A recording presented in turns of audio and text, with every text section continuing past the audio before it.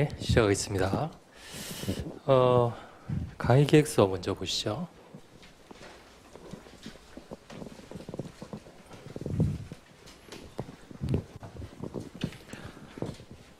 예, 이게도 마찬가지로 오픈 카톡방 검색하셔가지고 거기 들어오시면 자료 같은 거 그쪽에다 올려드리도록 하겠습니다.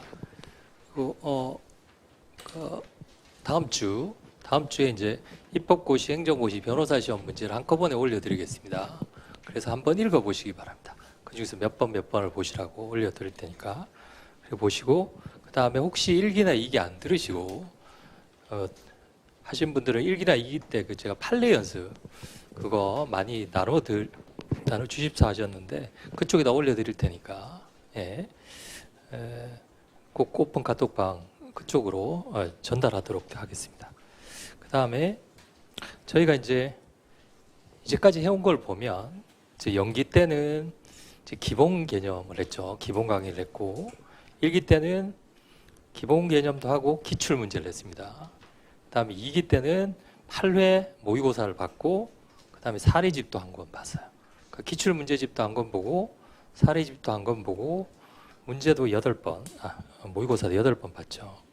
이제 저희는 이제 앞으로 남은 것은 모의고사만 5회 100점짜리로 볼 겁니다. 약 한 달간이요. 약 한 달간. 그러고도 한 달이 더 남아 있습니다. 그러니까 그 뒤에는 여러분들이 이제 3기가 끝나고 나서는 남은 기간은 그냥 무한 반복으로 계속 외우셔야 돼요. 아시겠죠? 모의고사를 따로 제가 봤을 때 구해 보실 필요가 없습니다. 충분히 그 안에서 다 막아낼 수 있습니다. 오히려 혼란만 가중할 수가 있어요. 그러니까 계속 보시면 이제 기본 강의, 기출 문제, 사례 연습, 마지막에 모의고사. 그러니까 촘촘하게 그물을 친 겁니다. 빠져나갈 수가 없어요. 그 안에서. 그러니까 있는 자료만으로도 충분히 커버가 됩니다. 커버가 되기 때문에 더 이상 분량을 늘리지 마시고 마지막에는 쟁점 정리 책 한 권 가지고 아니면 먼저 본인이 가지고 계신 거 가지고 계속 돌리는 거예요. 돌리면 최소한 15번은 볼 수 있습니다. 아시겠죠? 15번은 보셔야 돼요. 10번, 15번 충분히 보실 수 있습니다. 제가 본부는 쟁점 정리에다가 본인이 한번 볼 때마다 이렇게 정오표를 내놓으셨는데 30번까지 보신 분 봤어요. 그러면 충분히 다 외워집니다. 충분히 다 외워지니까 걱정 안 하셔도 되고.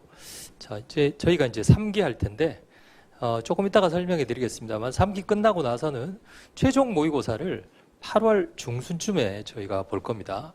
가능하시면 응시를 하시고 만약에 현실적으로 불가능하시면 배송도 해드리니까 거기에 시간 맞춰가지고 꼭 시험을 보셔야 됩니다. 아시겠죠? 한번 최종 모의. 왜냐하면 최종 모의고사는 새로운 문제를 선생님들이 만드는 것이 아니고 그간 내왔던 문제 중에 그의 가장 유력한 문제를 발췌해서 냅니다. 작년 제가 최종 모의고사에서 2문제가 나왔어요. 똑같이 나왔습니다. 아시겠죠? 그러니까 꼭 그거는 보셔야 됩니다. 과연 무슨 하다못해 각 선생님들이 마지막 모의고사에서 뭘 내셨는지를 아셔야 된다는 거예요. 아시겠죠? 그거 꼭 체크하셔야 됩니다. 한 번 볼 겁니다. 작년에는 2번 봤는데 그 다음에 최종 마무리 특강은 아마 8월 말경에 할 건데요. 하루 할 겁니다. 하루 가지고 어떻게 마무리가 됩니까? 최종 마무리 특강은 뭘 외우시라는 것이 아니라 쟁점 정리 책 가지고 제가 처음부터 끝까지 요거는 요거 쓰세요. 요거는 요거 쓰세요. 그것만 하고 3시간 반 만에 끝납니다. 아시겠죠? 필요하신다면 그걸 수강하시는 것도 좋습니다. 근데 그건 아마 동영상으로는 안 찍을 거예요. 동영상으로는 제공이 안 될 겁니다. 그래서 그렇게 돼 있다라는 거 알아두시면 되겠고. 자, 다음 페이지에 보시면 저희가 강의 일정은 아실 테이고요. 쉬는 시간은 없습니다. 1시까지 그냥 계속 할 거예요. 그 다음에 강의 교재는 이제 문제, 그 다음에 해설. 이 문제는 거의 다 새로운 문제입니다. 새로운 문제이고 그 다음에 작년 모의고사 문제. 작년 모의고사 문제를 제가 내드립니다. 그러니까 내드리고 해설을 오늘 해드릴 거예요. 오늘 받으셨죠?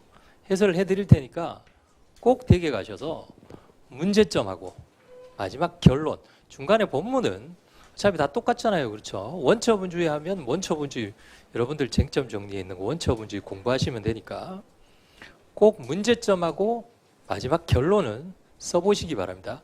문제점, 그 다음에 대목차, 결론. 제가 내드린 거기에도 그렇게만 되어 있어요. 아시겠죠? 그렇게만 연습하시고 마지막에는 이제 계속 쟁점 정리로 돌리시면 되겠어요. 그리고 제가 계산을 해보니까 시간이 매일 한 20분 정도 남겠어요. 20분 내지 25분, 짧으면 15분. 그래서 그걸 계산해 보니까 쟁점 정리를 한 번 다 볼 수 있습니다. 제가 빨리 필요한 부분만 설명해 드리겠어요. 하루의 쟁점 정리를 20%씩 볼 겁니다. 5번 해서. 문자 공식 설명해 드렸죠. 나눠 드렸죠. 이 책 꼭 가지고 오세요. 아시겠죠? 오늘도 할 겁니다. 오늘도 해서 제가 필요한 부분만 잠깐 설명해 드릴 테니까 그 부분 이렇게 체크해 놓으셨다가 나중에 한 번 더 보시기 바랍니다. 그래서 전체적으로 보면 2시간을 1시간 40분, 20분 이렇게 갈 거예요. 아시겠죠? 1시간 1시간 20분 문제 해설해 드리고 그다음 작년 문제 30분 정도 해설해 드리고 나머지 20분 정도는 쟁점 정리에 있는 내용 간단하게 설명을 해 드리겠습니다. 그리고 오늘은 쟁점 정리를 좀 많이 합니다. 다음 시간부터는 변호사 시험하고 입법고시하고 행정고시하고 매일 하나씩 해설해 드릴 테니까 특히 변호사 시험 문제가 아주 좋아요. 아주 좋고 원래 행정고시, 지난주에 봤죠? 원래 행정고시는 제가 문제는 미리 나눠드리겠습니다. 오픈 카톡방에 원래 문제는 읽어보고 오시기 바랍니다. 행정고시 1분에 뭐가 나오냐 하면 이의제결, 수용제결 그게 나왔어요. 그래서 수용제결은 원처분이고 이의제결은 제결이죠. 그럼 이의제결은 뭐가 있어야 됩니까? 고유한 위법이 있어야 되겠죠. 그거 나왔습니다. 그거 나왔고 특이한 게 당사자 소송의 가구지 수단이 나왔어요. 저도 놀랐는데 당사자 소송의 가구지 수단은 뭡니까? 가구지 수단을 쓰라는 거예요. 생각해 보시기 바랍니다. 당사자 소송의 가구지 수단은 뭐가 있나요? 우리 소송에서? 집행정지와 가처분이죠. 네. 당사자 소송은 뭘 다투는 거예요? 법률 관계를 다투는 거죠. 처분을 다투는 소송이 아닙니다. 따라서 집행정지는 안 돼요. 책에 있습니다. 아시겠죠? 따라서 당사자 소송의 가구제 수단은 가처분입니다. 아시겠죠? 가처분. 10점짜리로 나왔어요. 이건 안 된다? 요건 된다. 그것만 하지. 거기다가 당사자 소송에서 가처분의 인정 여부 이걸 쓰시면 안 된단 말이죠. 원래 당사자 소송은 뭡니까? 당사자 소송에 없는 규정은 민사소송법이 준용되기 때문에 민사소송법 또는 민사집행 8조 2항에 따라 당사자 소송 그대로 적용이 됩니다. 아시겠죠? 지금 걱정 안 하셔도 돼요. 제가 설명해 드릴게요. 문제 해설할 때 설명을 해 드리겠습니다.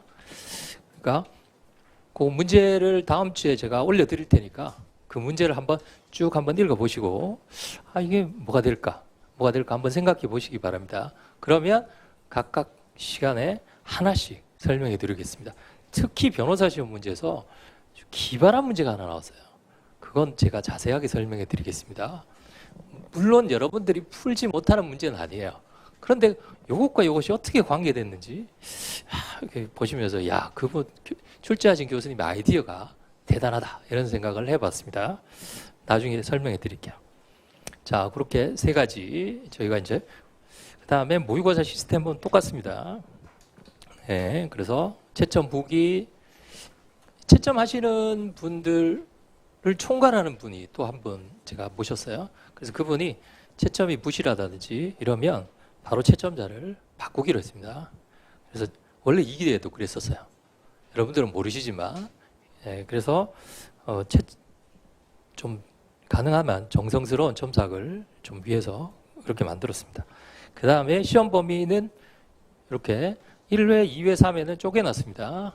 쪼개놨어요. 그 다음에 4회, 5회는 전범위로 보도록 그렇게 했습니다. 물론 오늘 시험 보시면 아시겠지만 한두 개 정도 벗어날 수는 있어요. 왜냐하면 그렇게만 문제를 낼 수는 없잖아요. 그렇죠? 그래서 한두 개 정도. 그리고 시험 범위 누적입니다. 가능하면 그 범위 안에서 내겠지만 그 범위를 벗어날 수도 있습니다. 그래서 그렇게 알아두시면 되겠고 그 다음에 이제 오늘 문제부터 보시죠.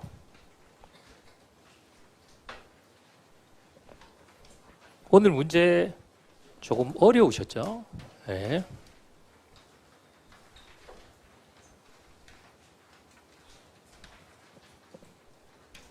조금 아직 해설지를 못 보신 분들이 있으실 텐데, 자, 우선 1문부터 설명해 드리겠습니다. 우리가 토지 소유자, 공익사업 하는 사람을 사업 시행자라고 했습니다. 사업 시행자, 그 다음에 토지 소유자. 이 사람이 공익사업 하는 사람이에요. 공익사업 하는 사람이고. 그 다음에 이 사람이 공익사업을 한다는 것은 수용을 하는 사람이고, 이 사람은 수용을 당하는 사람입니다. 협의 안 되면 이쪽으로 가서 토지 수용위원회로 간다 그랬죠. 근데 요 전에 사업 시행자가 이 사람의 토지 소유권을 강제로 뺏으려면 뺏을 수 있는 권한을 줘야 됩니다. 권한을 주는 것이 누구냐 하면 장관이에요. 장관이 권한을 주세요라고 신청을 하면 권한을 줍니다. 이게 바로 사업 인정입니다. 정확히 뭔지 모르셔도 됩니다. 처분이라는 것만 아시면 돼요. 자, 1문에서 처분이 몇 개 나왔는지 한번 보겠습니다. 그러니까 이 절차가 하나 있고, 두 번째는 이 절차가 또 있는 겁니다. 두 가지예요. 사업 인정. 자, 첫 번째 문제를 읽어보겠습니다. A씨는 주택 건설 사업을 하기 위해서 20조 1항에 따라서 사업 인정을 신청하였고, 우리는 신청할 때 누구만 봤어요? 사인이 행정청에 대해서 신청하는 것만 봤죠. 근데 행정청이 행정청에다 신청하는 경우도 있습니다. 이렇게. 아시겠죠? 이런 경우에는 얘가 갑이고 얘가 행정청이에요. 아시겠죠? 신청을 하였고, 그 다음에 두 번째, 국토교통부 장관은 국가 토지의 일부를 기부할 것을 조건으로 사업인정 처분을 했습니다. 자, 사업인정 처분은 수익이었죠, 이게? 갑에게는, A씨에게는 수익이죠. 수익적 처분을 하면서 뭘 붙였어요? 조건을 붙였죠. 주된 행정행위에 부과된 종땡규율입니다. 조건은 뭐죠? 부관입니다. 부관. 아시겠죠? 그럼 만약에 조건으로 사업인정 처분을 한 것이 아니라 A씨가 소유한 Y지역 토지를 국가에 기부해라. 그럼 뭐예요? 사업인정과 관련해서 국가에 기부해라. 너 토지 기부해. 라는 건 뭡니까? 그럼 하명이에요. 아시겠죠? 그럼 하명이라고요. 이해가 되시죠? 명령하는 거잖아요. 기부하라고 명령하는 거. 그런데 뭐가 부과됐기 때문에 사업인정이 붙어있기 때문에 얘가 뭐가 되는 거다? 부담이 되는 겁니다. 아시겠죠? 부담인지 헷갈릴 때는 떨어뜨려 보세요. 그러니까 기출 문제를 보면 대부분 이렇게 조건이라고 써놨어요. 그렇지만 조건이 아니다라는 겁니다. 아시겠죠? 표현에 신경 쓰지 마세요. 표현에 상관없습니다. 행정청의 객관적 의사 상대방에게 유리하게도 표현에 조건이라고 했다고 조건이 되는 게 아닙니다. 아시겠죠? 자, 부가는 몇 가지 있다고 그랬어요? 세 가지밖에 없어요.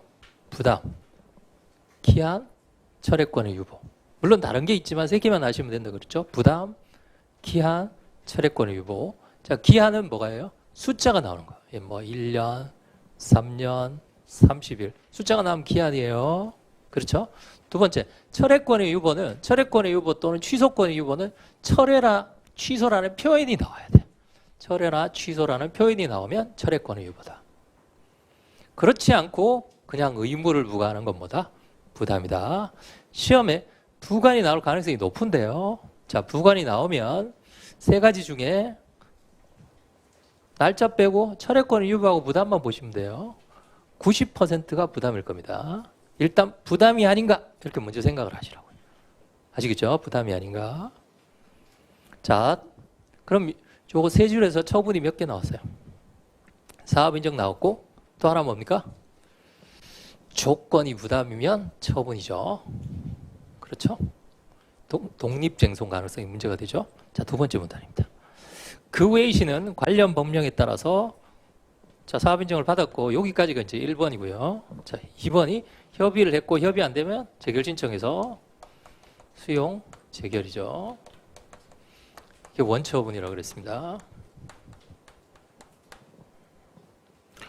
자, 수용하는 재결을 했다. 자, 2억 원으로 지급한다는 수용 재결. 자, 원처분입니다. 처분이 하나 더 나왔어요. 그 다음에 이에 A씨는 보상금을 갑에게 지급하였으나 갑은 철거하지 않고 있었습니다. 이에 시장은 철거를 명하였고, 자, 처분이 또 하나 나왔어요. 이건 뭐예요? 하명이죠. 철거 명령 하였고, 그럼에도 의무를 이행하지 않자 시장은 행정대집행법에 따라서 문서로서 계고를 하였지만, 자, 처분이 또 하나 나왔어요. 계고 뭐예요? 준법률의 행정행위로 통지죠. 준법률 계고를 하였지만 갑이 이에 불응하자. 그냥 계고의 처분성을 물었으면 심심한 문제가 됐겠죠. 근데 다시 2차 계고서를 발령했습니다. 2차 계고서. 자, 1차 계고. 계고의 법적 성질이 뭐였죠? 준법률의 행정이 통지라 그랬죠. 뭐하고 똑같다 그랬어요? 계고는 여러분들 민법 총칙에서 배우신 최고하고 똑같아요. 최고. 최고가 뭐예요? 독촉이잖아요. 그죠? 독촉류. 독촉류. 자, 1차 계고 있고 1차 독촉. 독촉도 뭐예요? 준법률의 행정행위로 통지입니다. 통지. 그럼 2차 계고. 2차 독촉. 똑같습니다. 2차 계고가 나올 수도 있고 뭐가 나올 수도 있어요. 2차 독촉이 나올 수 있어요. 얘가 왜 중요하겠어요? 자, 얘가 왜 중요합니까? 자, 선생님 이런 거 배운 적도 없는데요. 핵심 정리 행정법이 나와 있습니다. 이 판례. 나와 있어요. 왜 중요한가? 잘 보세요. 신청했고 거부 처분했습니다. 신청했고 거부 처분했어요. 동일한 처분입니다. 동일한 처분. 처분 몇 개예요?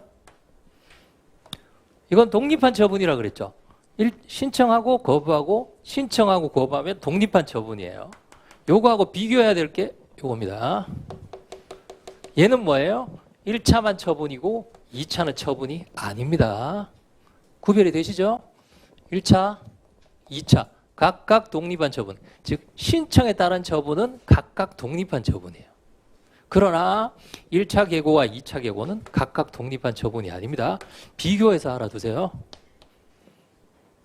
아시겠죠? 비교해서 알아두시기 바랍니다. 이건 우리 여러 번 배웠잖아요. 신청 거부, 신청 거부.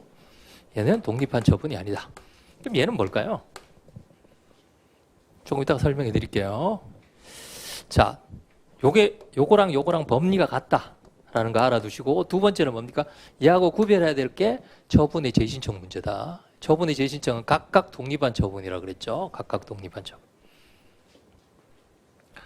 자, 계속 의무를 불이행하자 대집행 영장으로 통지를 했습니다. 영장 통지 또 처분이죠. 준법률의 행정행위로 통지입니다. 그 후 계속 의무를 불이행하자 시장은 대집행을 실행하였다. 철거행위. 얘도 처분이죠. 얘는 뭐예요?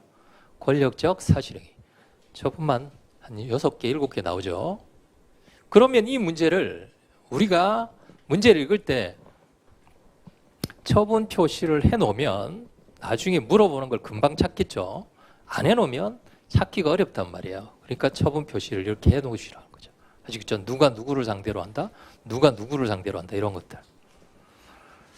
자, 첫 번째. 장관이 사업 인정 처분을 하면서, 자, 일반적으로 부가는요, 주된 행정행위가 뭐예요? 수익입니다. 하면서 부가한 기부 조건에 대해서만 사업 인정 처분을 다투는 건 아닙니다. 사업 인정, 아시겠죠? 사업 인정 처분을 다투는 건 아닙니다. 왜냐하면 사업 인정 처분, 예를 들면 장관이 있고 A씨가 사업 인정했고 인정 처분을 받았습니다. 인정 처분을 받았기 때문에 부관을 부과했고, 얘는 고마운데 얘는 싫죠. 그러니까 이것만 없애달라고 제기하는 소송은 A씨가 제기하겠죠. 근데 만약에 이게 아니고 그냥 인정만 있었어요. 그러면 이 사람은 제기할 이유가 없죠. 그렇죠. 그런데 사업 인정을 받는다는 것은 누구의 토지를 강제로 뺏는다는 거예요. 뺏는 권리잖아요. 그렇죠? 그럼 뺏는 사람이 있으면 누가 있어요? 뺏기는 사람이 있죠. 아시겠죠? 뺏을 권리면 뺏기는 사람이 있을 거 아니에요? 그럼 사업 인정은 수익, 침익, 복효. 이 사람 입장에서는 복효죠. 아시겠죠? 그러면 이 사람이 다툴 수도 있습니다. 그러면 이 사람이 원고적격 문제가 돼요. 몇 유형이에요? 3유형이 되겠죠. 이제 아시겠죠? 이해가 되시나요? 그러니까 예전에는 단편적으로 이렇게 봤지만 지금은 복합적으로 봐야 돼요. 복합적으로 움직여야 됩니다. 왜냐하면 이게 나올 수도 있지만 이게 나올 수도 있잖아요. 그렇죠? 이해가 되시죠? 자, 대서만 A씨가 소송을 제기한다면 상고소송의 대상이 되는가? 독립쟁송 가능성 문제이죠. 자, 해설을 먼저 보겠습니다. 목차는 뭐예요? 문제점을 빼면은 처음에가 부관의 성질이고 그 다음에 독립쟁송 가능성이에요. 그렇죠? 부관의 성질을 선행적으로 먼저 써야 됩니다. 자, 독립쟁송 가능성은 학판검 들어가기 전에 뭘 써야 돼요? 소송 형태를 먼저 씁니다. 아시겠죠? 소송 형태, 학설, 판례, 검토, 설문. 외웠죠? 부관의 성질, 소송 형태, 학판검, 설문. 외웠죠? 그 다음에 두 번째, 문제점에서는 꼭 뭐가 들어가야 됩니까? 부관만을 왜 다퉈요?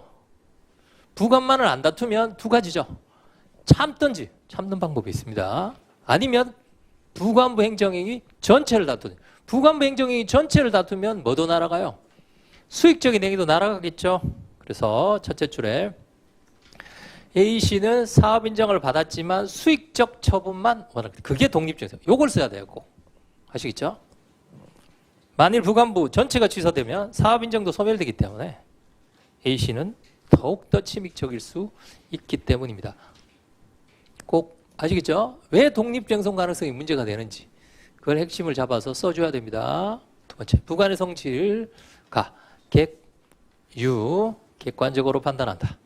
다음에 최소 침해 원칙상 상대방에게 유리하도록 객유. 자, 수익적 처분을 발령하면서 기부 체납 조건. 부담 중에 가장 대표적인 기부 체납 조건이에요. 기부 체납. 이게 기부 체납 조건이거든요. 공짜로 내라는 거예요. 갱부하면 내가 기부는 아시죠? 우리가 기부한다는 거. 체납은 내가 받는다는 겁니다. 네가 공짜로 내면 내가 받겠다는 거예요. 기부 체납 조건이 가장 대표적인 부담입니다. 그 다음에 부담의 의의를 써야 돼요. 부담은 수익적 행정행위에 부과된 종탱규율로 자기부자기 수익 급부임을 부과한다. 그 다음에 독립쟁송. 자, 소송 형태 먼저 씁니다. 학판검. 진정, 부진정, 그 다음에 전체 또는 거부 처분 취소. 첫 번째 진정, 부관만. 부진정은 형식으로는 부관부 행정이 전체, 내용. 그러니까 형식과 내용이 다른 거죠. 세 번째는 전체 취소를 구하거나 또는 부관의 변경 청구하고 거부. 왜 이게 전체를 취소하면 무의미하죠? 그런데 변경 청구하고 거부하면 거부 처분 취소. 그거는 왜 무의미합니까? 부관의 변경 청구하고 거부 처분 취소 소송 제기해서 확정 판결을 받으면 우리 이제 아시죠? 왜요? 기본적 사실관계 동일성이 없는 부관을 또 붙일 수 있어요, 없어요? 있잖아요, 그렇죠? 기속력 위반되지 않는다면 부관을 또 붙일 수가 있거든요. 그러니까 실익이 없는 거예요. 이제 아시겠죠? 네. 그래서 3번이 실익이 없다라는 얘기입니다. 자, 그 다음에 학설. 모든 부관 분리 가능성. 모든 부관의 대상이 될 수 있지만 부담은 진정, 나머지는 부진정. 그 다음 분리 가능성을 기준으로 하는 경우 적공입니다. 적법하게 존속할 수 있고 공익성. 그 다음에 분리 가능성이 없는 부관은 안 되지만 분리 가능성이 없는 부관은 전체를, 분리 가능성이 인정되는 부관은 처분성이 있으면 진정, 없으면 부진정. 자, 부관은 가는 판례 원문, 나 판례 해설입니다. 어느 게 더 좋다고 그랬어요? 원문이 좋습니다. 가가. 자, 부관은 처분이 아니다. 그러나 그 원칙이지만 부담의 경우에는 왜 처분이에요? 불가분적 요소가 아니기 때문에 그렇다. 그러니까 판례는 부진정을 인정, 둘 다 쓰는 게 제일 좋고요. 소외 대상으로 하든지 변경 청구하고 거부 처분 취소 소송을 제기해야 한다고 봅니다. 모든 부관이 독립쟁송 가능하다는 견해가 타당합니다. 자, 판례는 뭡니까? 부진정을 인정하지 않기 때문에 부담 이외에는 전부 취소로 가거나 변경 청구하고 그거밖에 안 되죠. 그럼 분리 가능성설에 대한 비판은 뭡니까? 혹시라도 여유가 되신다면 이 다수설은 분리 가능성설에 대한 비판은 분리 가능성은 본안의 문제라고 봅니다. 우리는 지금 무슨 문제야? 독립쟁송 가능성이니까 소송 요건 중에 무엇의 문제? 대상적격 문제잖아요. 그렇죠? 대상적격 상위 계정이 뭡니까? 소송 요건의 문제라고 봅니다. 왜냐하면 그런데 이제 분리 가능성을 기준으로 하는 견해는 다른 다수설이 분리 가능성은 어디다가 판단한다? 본안의 문제라는 거예요. 본안의 문제. 본안의 문제. 왜냐하면 떨어질 수 있느냐 떨어질 수 없느냐의 문제이죠. 떨어지거나 떨어질 수 없으려면 불가능하다는 건 뭡니까? 착 붙어 있다는 얘기죠. 착 붙어 있다는 얘기는 이 위법성이 붙어 있기 때문에 이 위법으로 전달된다는 거예요. 아시겠죠? 전달된다는 것은 선행적으로 이거의 위법성이 뭐야 된다? 인정이 돼야 된다는 거예요. 인정이 돼야. 아시겠죠?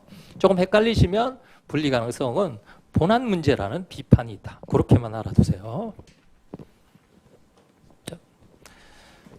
다음에 설문 부담이기 때문에 마지막 줄에 독립쟁송이 가능하다. 무슨 소송으로? 진정 일부 취소는 꼭 쓰시기 바랍니다. 두간 아주 중요합니다. 아시겠죠? 총론에 남아있는 아주 중요한 논점 중에 하나입니다. 잘 알아두시기 바라고. 자, 두 번째입니다. 2차 계고와 철거 행위는 항고소송의 대상이 되는가? 문제점은 여러 번 봤죠. 19조에서 시작하고요. 그 다음 목차는 행정행위와 처분의 관계, 적극적 처분의 요건, 적극적 공권력 행사, 법적 행위. 이건 뭐 여러 번 했으니까 넘어가도록 하겠습니다. 자, 보세요. 처분성 문제는 명확히 처분이거나 명확히 처분이 아닌 것은 시험에 나오지 않습니다. 처분인지 아닌지 경계에 있는 것이 시험에 나온다 그랬어요. 그럼 경계에 있는 게 몇 가지인가? 가장 대표적인 네 가지입니다. 이 네 가지가 나오면 법적 성질을 먼저 쓰세요. 행구법공법 판단하기 전에. 아시겠죠? 행구법공법만 있는 게 아니죠. 그 처분이 거부가 되면 뭡니까? 행구법공법 신까지 판단을 해줘야 됩니다. 신까지 판단하더라도 공권력 행사에 써줘도 돼요. 아시겠죠? 노동조합 설립 신고 수리. 수리 뭡니까? 준법률의 정의적 공통수학이잖아요. 그죠? 수리 거부는요. 수리 거부도 똑같잖아요. 그렇죠? 그러니까 수리를 써도 수리 거부가 나오도 수리를 쓴단 말이에요. 아시겠죠? 법적 성질을. 네 가지입니다. 첫 번째, 처분적 법규명령.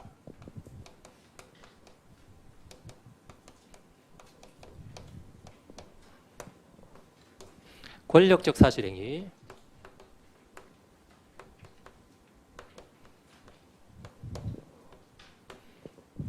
준법률의 행정행위. 행위죠? 행정행위. 준법률의 행정행위는 공증, 통지, 수리, 확인. 제일 중요한 게 통지. 얘가 제일 중요하고요. 그 다음에 수리. 노동조합 설립 신고 수리. 공증은 주로 페이퍼류라 그랬어요. 페이퍼류, 종이. 확인은 지난번에 설명드린 친일 반민족 행위자, 국가기소 결정. 요거 두 가지. 1. 일반 처분. 네 가지입니다.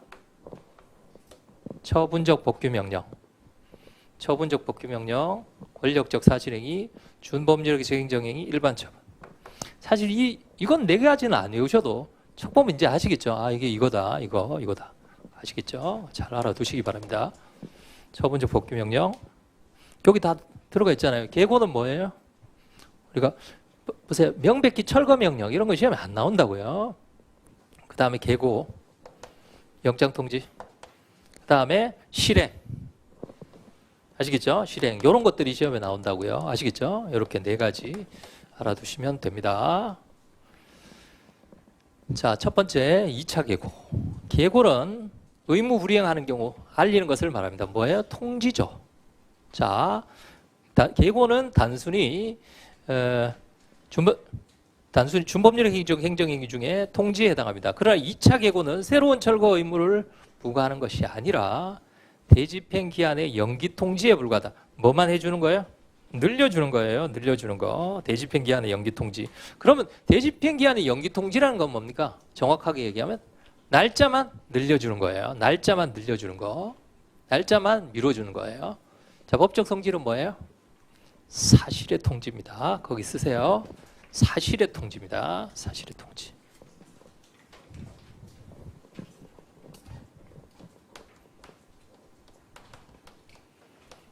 사실의 통지다. 사실의 통지의 상위 개념이 뭐죠? 사실의 통지의 상위 개념은 사실행위죠. 아시겠죠? 사실행위. 자, 사실행위. 잘 보세요. 사실행위. 사실행위는 두 가지입니다. 물리적 사실행위.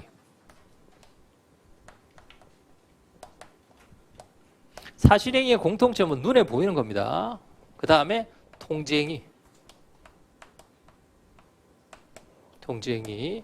자, 물리적 사실행위는 두 가지예요. 권력적 사실행위가 있고 비권력적 사실행위.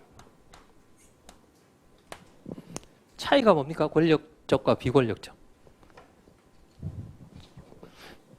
얘는 뭐가 포함되어 있어요? 위에 거는 하명적 요소가 포함되어 있죠. 이 안에 하명적 요소가 포함되어 있기 때문에 얘는 처분이 됩니다. 하명적 요소가 포함되어 있다는 얘기는 뭐예요? 잘 보세요. 이 사람을 예를 들어 강제로 격리시키기 위해서 강제로 데리고 갑니다. 아시겠죠? 데리고 가면 그 안에 하명적 요소가 포함되어 있다는 것은 말 안 해도 따라오라는 명령이 그 안에 포함되어 있다는 얘기죠. 이해가 안 되십니까? 잘 보세요. 제가 유료 주차장에 자동차를 몰고 들어갑니다. 아시겠죠? 자동차를 몰고 들어가서 내려서 이렇게 얘기합니다. 나는 내 차는 돌보지 마세요. 나는 주차비 안 낼 테니까. 말이 돼요, 안 돼요? 왜 안 돼요? 여러분들 민법 총칙 시간에 묵시적 의사표시라는 거 들어보셨죠? 묵시적 의사표시가 뭐예요? 들어는 봤는데 묵시적 의사표시 모르겠다. 묵시적 의사표시는 의사표시를 다른 방법으로 하는 거예요. 아시겠죠? 제가 유료 주차에 자동차를 몰고 들어가는 거 행위가 뭐예요? 돈 내겠다는 의사표시죠. 즉 행동 안에 묵시적 의사표시가 포함되어 있는 겁니다. 행위 안에 아시겠죠? 무슨 행위 안에 뭐가 포함되어 있다는 거예요? 철거 행위 안에 방해하지 말라는 하명이 포함되어 있다는 얘기입니다. 이걸 잘 알아두세요. 행위 안에 묵시적 하명이 포함되어 있다는 거예요. 그러면 하명은 어디에서 나오는 거예요? 묵시적인 의사표시에서 나오는 겁니다. 묵시적인 의사표시. 이해가 되시죠? 강제로 데리고 가는 것은 그 안에 무슨 의사표시, 따라오라는 명령이 그 안에 포함되어 있다는 뜻이에요. 이해가 되시나요? 그게 권력적 사실행위예요. 권력적 사실행위. 그 다음에 두 번째. 자, 통지행위는 두 가지예요. 사실의 통지. 사실의 통지는 있으면 있다, 없으면 없다. 있는 그대로를 말하는 얘기입니다. 아시겠죠? 그것도 넓은 의미의 사실행위예요. 아시겠죠? 그런데 통지 안에 준법률적 행정행위로 통지가 있습니다. 행위적 행정행위로 통지. 요거는 처분이죠. 여기 들어가 있잖아요. 자, 위에 것도 처분이죠. 여기 들어가 있죠.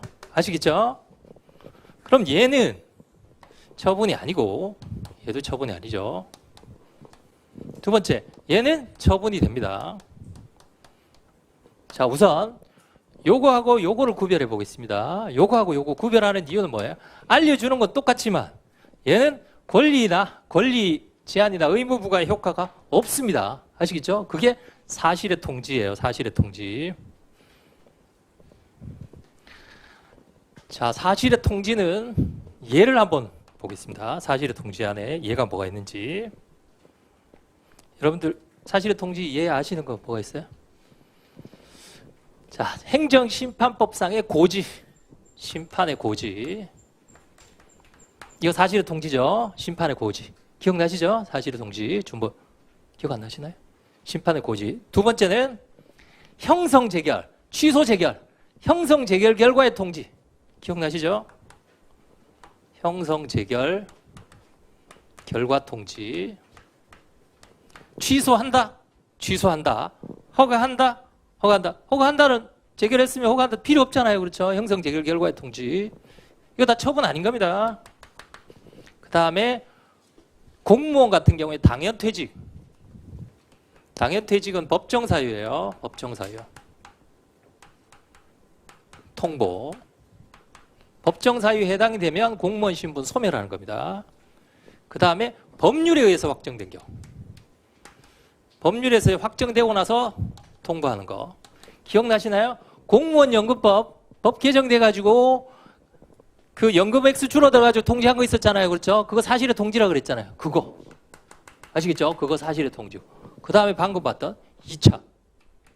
제2차 계고나 제2차 독촉. 얘들은 다 사실의 통지예요. 아시겠죠? 사실의 통지. 얘를 외워두세요. 얘들은 다 처분이 아니다. 상위 개념이 뭐예요? 원래 사실행위는 요것들을 말하는 겁니다. 원래 사실행위는. 이해가 되시죠?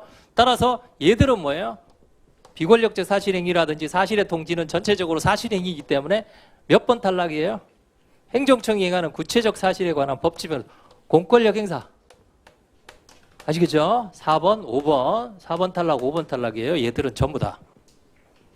이거보단 이게 나올 확률이 훨씬 더 높죠. 우리가 모의고사에도 이거보단 이걸 더 많이 풀어봤죠. 이해가 되시죠? 예를 들어서 비권력자 처분 아닌 것은 행정지도 같은 거. 행정지도 같은 거. 그 사실의 통지. 그럼 사실의 통지도 몇 번 탈락이다? 4번 탈락, 5번 탈락이에요. 아시겠죠? 그 다음에 마지막으로 준법률행위적 행정행위 통지. 이건 잘 아시죠? 무슨 류예요?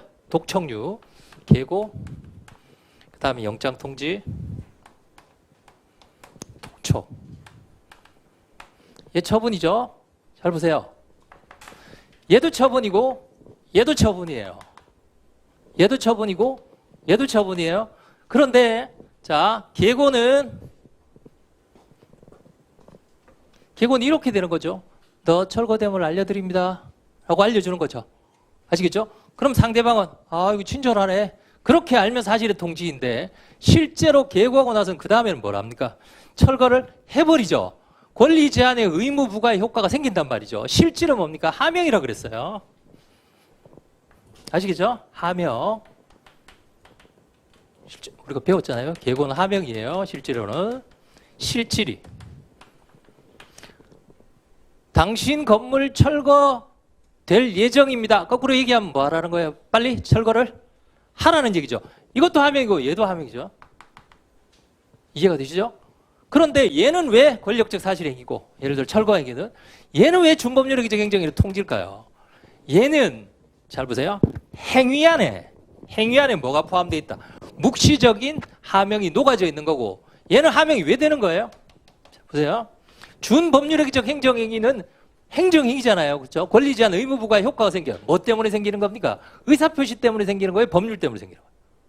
법률 때문에 생기는 겁니다. 아시겠죠? 법률 때문에. 제가 굉장히 많이 받은 질문 중에 하나가 준법률행위적 행정행위 통지하고 권력적 사실행위로 철거행위를 구별하는 겁니다. 그러니까 그냥 오늘은 제2차 계고가 나왔지만 그냥 계고하고 권력적 사실행위가 나오면 이렇게 써줘야 돼요. 아시겠죠? 하나는 권력적 사실행위고 얘는 만약에 이게 2차 계고가 아니라 그냥 계고였으면 요거예요. 아시겠죠? 이해가 되시나요? 자, 그 두 가지를 구별해서 알아두시기 바랍니다. 이해가 되시죠? 예. 네. 철거, 제일 대표적인 게 뭡니까? 얘는 철거행위죠. 철거행위. 철거행위. 아니면 무슨 제거행위. 이런 것들이에요. 철거행위, 제거행위. 대집행의 실행을 말합니다. 대집행의 실행. 자, 그 다음에 두 번째, 제 2차 계고와 철거행위. 철거행위, 권력적 사실행위도 위에 보시면, 자, 외우셔야죠. 대법원은 단수. 그 다음에 서신검열행위, 헌법재판소. 이거 외워두시고. 제2차 계고와 철거행위 처분성. 그러니까 위에는 법적 성질이고 밑에 거는 처분성 포섭하는 거죠. 아시겠죠? 그러니까 원래는 2번만 쓰는 건데 1번은 가점사항이에요. 자랑하는 겁니다. 나 이런 거 알고 있다. 아시겠죠? 2차 계고는 행정청에 행하는. 자, 2차 계고는 법적 성질이 뭐라 그랬어요? 요거죠. 사실의 통지죠. 몇 번 탈락이요? 4번, 5번. 자, 1차 계고이며 셋째 줄에 보시오. 갑의 권리 의미에 직접 영향을 미치는 1차 계고고 2집 사실의 통지에 불과하다. 대상이 되지 않는다. 철거 행위는 행구법공법 다 만족합니다. 일방적 행위고 또한 철거 행위는 하명적 요소. 여기도 하명적 요소고 여기도 하명적 요소죠. 근데 하명적 요소가 어디서 나온다? 얘는 법률의 규정 때문에 나오는 것이고, 준법률의 행정행위 배웠잖아요. 법률의 규정 행정행위는 어디에서 나와요? 의사표시예요. 준법률의 규정 행정행위는 법률에서 나온다 그랬잖아요. 법률에서. 얘는 어디에서 나와요? 하명이. 행위에서 나오는 겁니다. 이 사람의 행위에서. 아시겠죠? 데리고 가는 거 그 행위 안에 뭐가 포함되어 있다는 거예요? 따라오라는 명령이 포함되어 있다는 얘기예요. 그렇죠. 무허가 건축물 철거하면 무허가 건축물 지은 사람이 말하지 않아도 중간에 방해하지 말라는 게 그 행위 안에 포함되어 있다는 거예요. 그게 권력적 사실행위예요. 아시겠죠? 구별이 되시죠? 네. 자, 그 다음에 세 번째 문제입니다. 갑은 위법한 철거 명령으로 인해서 손해를 입었다고 주장하면서 민사법원에 국가배상을 청구하였다면 철거 명령의 위법성을 심사할 수 있겠다. 만약 이 문제가 철거 명령에 대해서 취소 소송을 제기해서 판결이 확정된 이후에 민사법원에 국가배상 청구, 그건 뭐예요? 기판적 문제이죠. 이건 앞에 소송을 제기했다는 얘기가 없어요. 그것에 대해서 소송을 제기한 겁니다. 선결 문제입니다. 우리가 선결 문제를 민사법원, 형사법원에서 민사만 하시면 된다 그랬잖아요. 그렇죠? 민사만 하시면 돼요. 그런데 만약에 여기에 민사법원이라고 안 하고 혹시라도 당사자 소송 법원이라고 나왔어요. 혹시라도 당사자 소송 법원도 마찬가지입니다. 당사자 소송 법원도 똑같이 쓰시면 됩니다. 당사자 소송 법원도 무엇의 문제가 된다? 선결 문제가 됩니다. 선결 문제가 돼요. 왜냐하면 당사자 소송 법원은 처분의 위법성을 판단하는 기관이에요, 아니에요? 아닙니다. 법률 관계를 판단하는 기관이지. 당사자 소송. 그런데 이제까지 타 국가시험 기출 문제를 보면 다 민사법원이라고 나와 있어요. 혹시라도 그냥 법원 이름이 안 나오면 어떻겠습니까? 목차 하나 더 만들어서 판례는 국가배상 청구 소송을 무슨 소송을 본다? 학설은 당사자 소송을 보지만 판례는 민사소송을 보니까 난 민사소송을 못 풀겠다 이렇게 쓰고 민사소송으로 쓰면 돼요. 만약에 법원이 안 나오면. 아시겠죠? 국가배상 청구 소송의 수소법원 이렇게만 나오면. 아시겠죠? 국가배상 청구 소송을 당사자 소송으로 보는 사람 다수설이고 판례는 민사소송으로 보니까 나는 민사소송으로 보겠다 하고 민사소송의 선결 문제를 쓰면 된다고요. 자, 아시겠죠? 자, 문제점. 둘째 줄에 국가배상을 청구한다면 수소법원은 소송물인 국가배상 청구권의 존부를 판단하기 앞서서 요걸 꼭 알아두세요. 소송물이 뭐예요? 청구권의 존부입니다. 그럼 국가배상 청구권의 존부이기 때문에 국가배상 청구권이 있다 없다를 판단하려면 국가배상 청구 요건을 판단해야 되겠죠. 요건이 뭐예요? 첫 번째가 공무원이 직무를 집행하면서, 두 번째가 뭐예요? 고유과실 위법성이니까 그 중에서 위법성을 말하는 겁니다. 선결 문제를 판단해요. 의 형태 해결. 의 보세요. 민사 괄호 안에 보세요. 당사자 소송이라고 되어 있죠. 그 다음에 공정력이나 구성요건적 형태. 셋째 줄에 11조 체크해 두시고. 포섭 꼭 써야 됩니다. 포섭. 민사사건의 경우이고. 왜 위법 여부가 문제되는 경우에요? 국가배상 청구 요건 안에 뭐가 포함되어 있으니? 예, 직무 집행의 위법성이 포함되어 있으니 처분의 위법성 문제가 된다. 자, 11조 학설. 자, 목차 외워보세요. 의, 형태에서 포섭 쓰시고 그 다음 해결, 학판검인데요. 학설은 뭘로 구별한다? 11조 제한적, 예시적. 제예예요. 제한적으로 보면 소극설, 예시적으로 적극설. 제예. 자, 11조 제예. 판례 판결이 있어야만 국가배상을 청구할 수 있는 것은 아니다. 어려우시면 국가배상 취소 판결이 없어도 국가배상을 청구할 수 있다. 검토.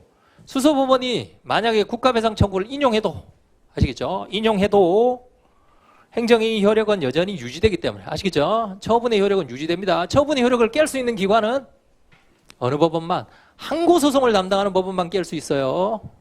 아니면 행정청이 스스로 반성해서 직권 취소하든지, 아니면 행정심판위원회.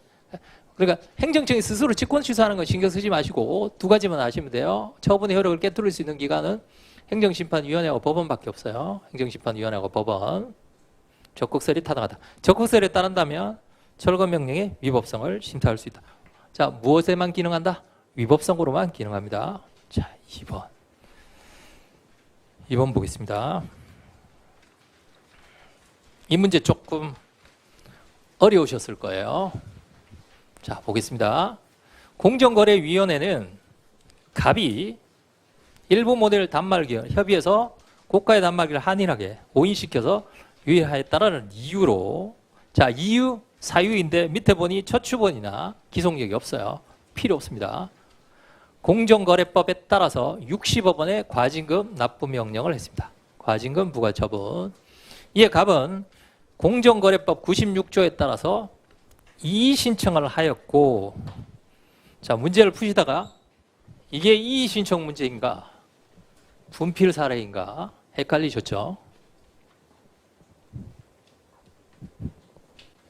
실제로 타국가 시험에 나왔어요, 이 문제가. 자, 이의 신청입니다. 이의 신청. 자, 첫 번째. 이의 신청이 기각됐어요. 진정의 성격이죠. 기각됐을 때, 기각됐다는 건 뭡니까? 기각됐다는 것은 원처분이 그대로 유지됐다는 것이죠. 이 기각 결정, 처분이 아니에요? 처분이 아닙니다. 이의 신청에 대한, 우리 배웠잖아요, 그렇죠? 신청하고 이의 신청에 대한 기각 결정, 이유 없다고 기각하더라도 독립한 처분이 아닙니다. 기각 결정. 그다음 두 번째, 인용. 자, 60억 과징금이 너무 무겁습니다 라고 하니까 가만히 생각해보니까 60억 잘못됐어요. 전부 취소합니다. 아시겠죠? 전부 인용. 전부 인용되면 60억이 다 취소되면 당사자는 다툴 이유가 없죠. 예를 들어서 원처분이 이렇게 된 것이 아니라 거부처분이었어요. 거부처분이었는데 이의 신청하니까 허가를 내줬어요. 그럼 당사자는 다툴 이유가 없죠. 얘는 시험에 안 나온단 말이죠. 다툴 이유가 없어요. 다툴 이유. 그래서 기출문제도 다 이게 나왔었죠. 판례도 이게 나왔었고. 왜냐하면 전부 인용되면 당사자가 다툴 이유가 없거든요. 당사자가 원하는 처분이 발령됐으니까. 이 문제에서 만약에 전부 인용됐다는 거 뭡니까? 60억 납부 명령이 전부 취소됐다는 얘기예요. 그럼 당사자는 다툴 이유가 없죠. 그 다음에 일부 인용. 이게 분필 사례입니다. 우리는 요것만 배웠죠. 요거랑 요거. 그러나 요거는 일부 인용된 거예요. 일부 인용. 아시겠죠? 이해가 되십니까? 일부 인용된 거예요. 그럼 선생님 분필 사례만 쓰면 일부 인용됐으니까 어떤 분은 이의 신청을 쓰시고 어떤 분은 분필 사례를 쓰셨겠죠. 근데 이 정확하게 얘기하면 이의 신청과 분필 사례를 다 써야 돼요. 왜 다 써야 되는가? 분필 사례인 건 아시겠죠? 60억이었는데 40억으로 20억을 취소했으니까 40억이잖아요. 그렇죠? 그럼 일부 취소한 건 알겠어요. 그런데 왜 이의 신청을 써야 될까요? 자, 분필 사례는 두 가지입니다. 1유형, 2유형. 얘는 무엇인지 재결인지 원처분인지. 그러니까 일부 취소 또는 변경. 여기는 뭡니까? 일부 취소죠. 아시겠죠? 일부 취소 재결인지 아니면 원처분이지. 그 다음에 3번. 얘는요. 특히 3-3번의 경우에는 일부 취소 처분인지 아니면 새로운 원처분인지. 아시겠죠? 원처분이지. 이렇게 나눠져 있잖아요. 그렇죠? 재결인지 원처분이. 얘는 처분인지 새로운 처분이. 이건 아시죠? 그런데 왜 이의 신청의 법적 성질을 써야 될까요? 만약에 이 이의 신청이 진정의 성격이라면 몇 번이에요? 1, 2번이에요? 3번이에요? 3번. 만약에 심판의 성격이면요. 요게 되죠. 이해가 안 되시나요? 심판의 성격이면 60억 원에서 20억 취소한 게 뭐예요? 재결이죠, 재결. 일부 취소 재결이잖아요, 일부 취소. 요게 된단 말이에요, 요게. 그래서 요게 심판이냐? 요건 진정이냐?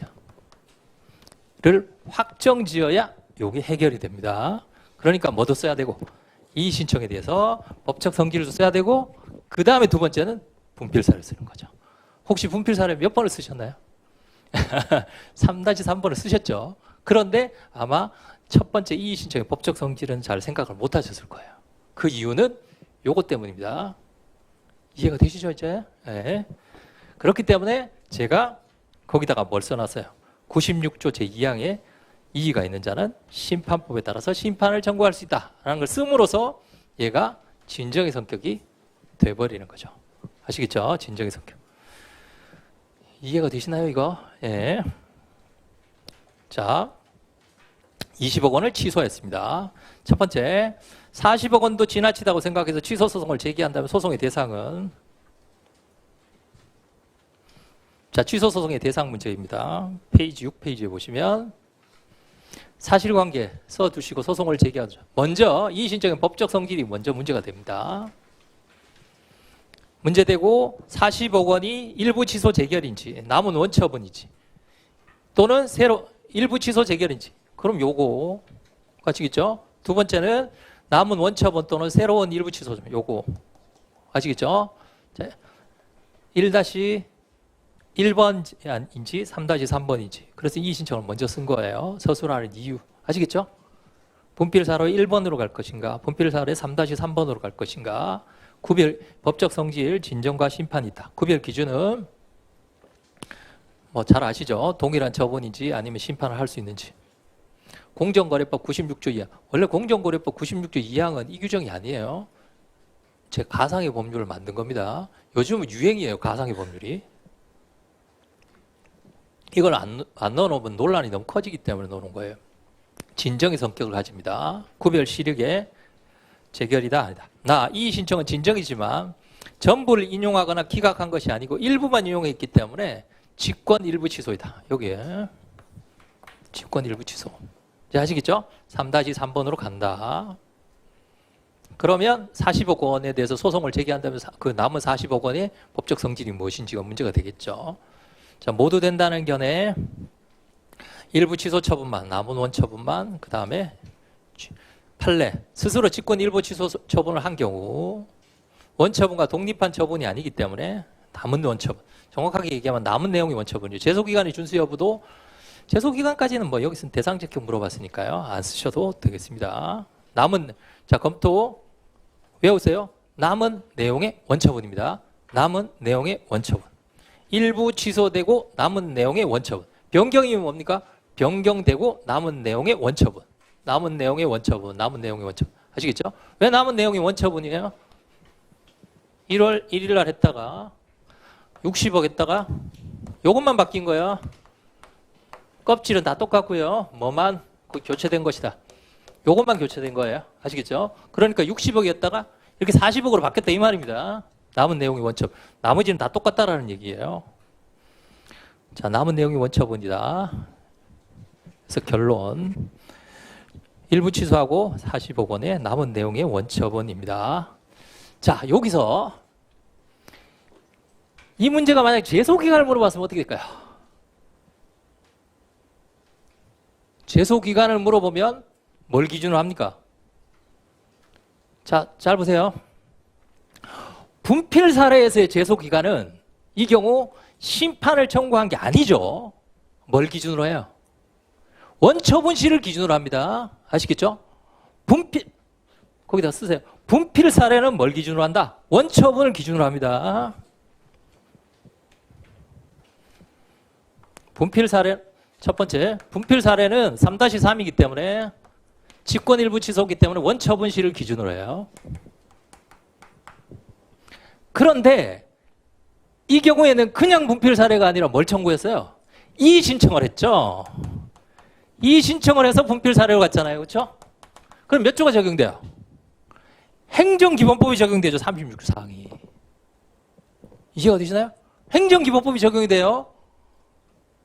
행정기본법이 적용이 되면 36조 사항이 적용되면 이의 신청 결과 통지를 받은 날로부터 90일이 된단 말이에요. 90일이 된다. 꼭 잘 알아두세요. 이해가 되시죠? 이의 신청을 했기 때문에 원처분시가 아니라 기본법에 따라서 재결이래. 이의신청 결과 통지를 받은 날로부터 90일이 된단 말이에요. 제소기간이 어떻게 된다? 연장되게 됩니다. 그러니까 그냥 분필 사례와 이의신청을 한 분필 사례는 다른 거죠. 결국은. 이해가 되시나요? 네. 재밌지 않습니까? 네. 자, 그래서 45권도 지나치다. 자, 그 다음에 다시 2페이지로 갑니다. 물음 2의 2번.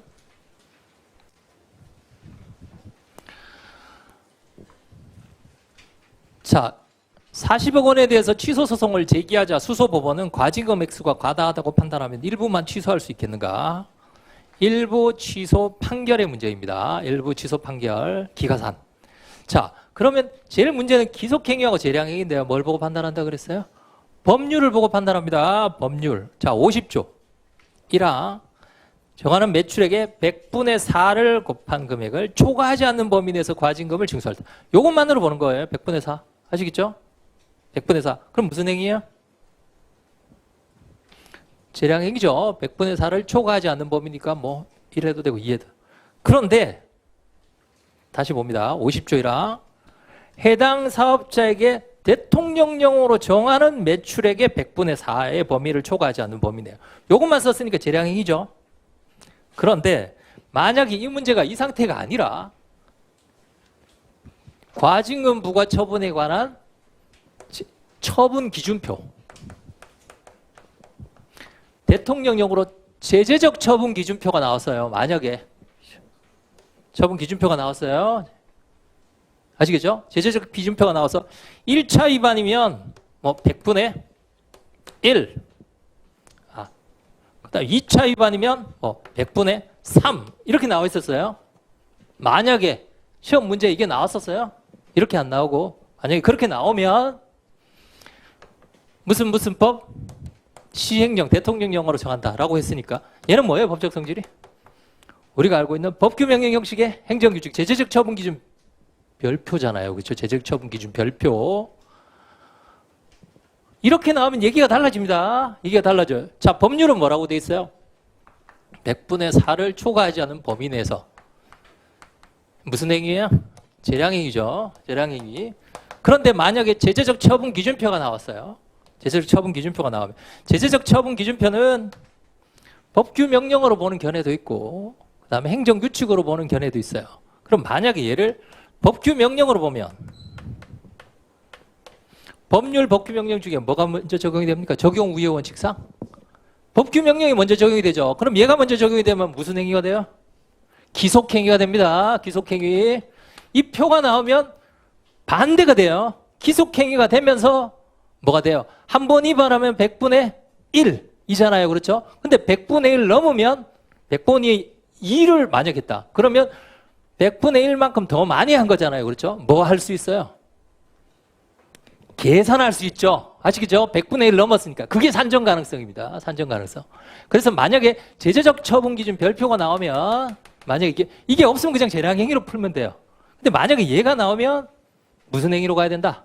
기속행위로 가야 됩니다. 아시겠죠? 기속행위로 가야 된다.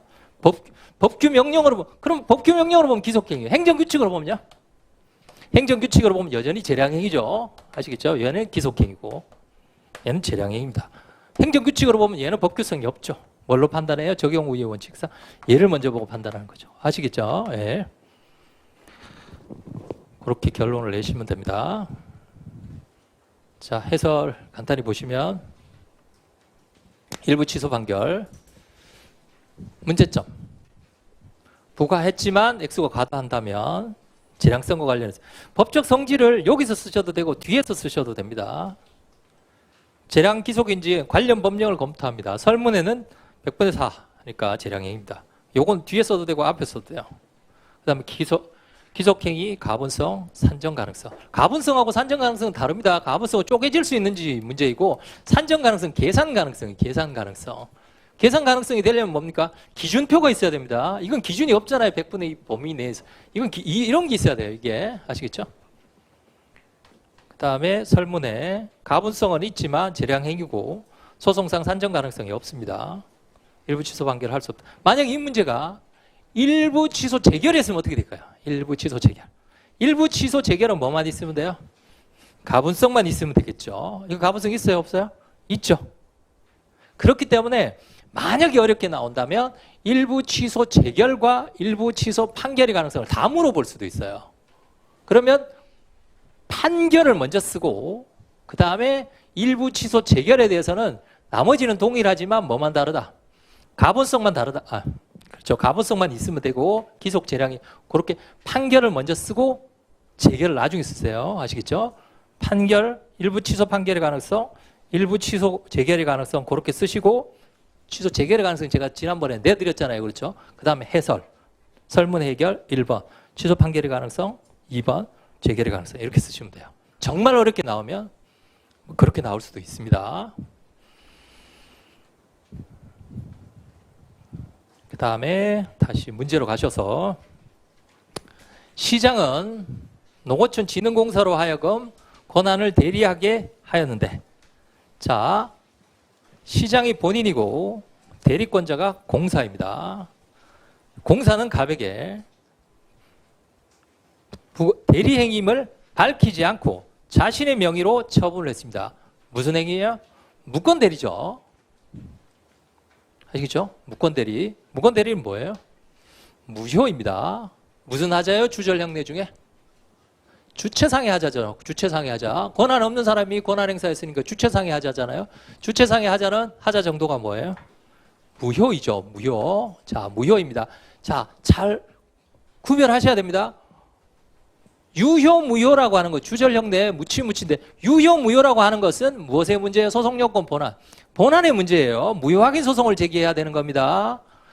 피고는 별개의 문제예요. 피고는 그 사람이 권한이 있든 권한이 없든 상관없이 누구를 대상으로 피고로 한다고 그랬어요?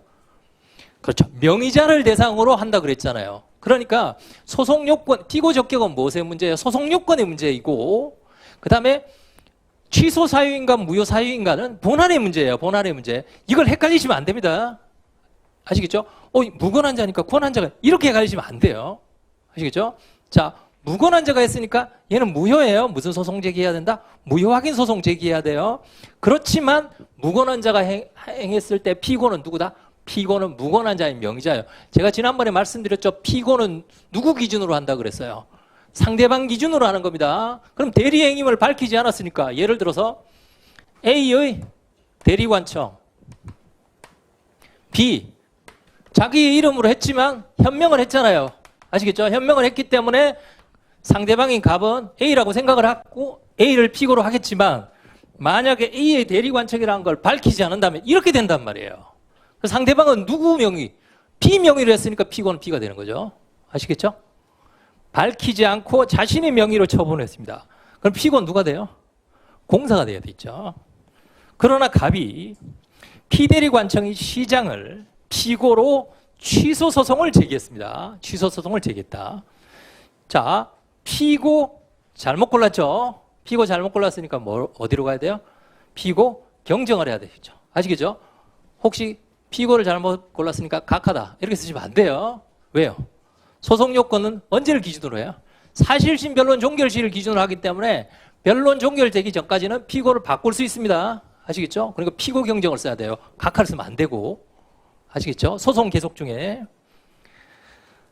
그 다음에 두 번째는 취소 소송을 제기하였다면. 자, 취소 사유가 아니라 무슨 사유라고 그랬죠?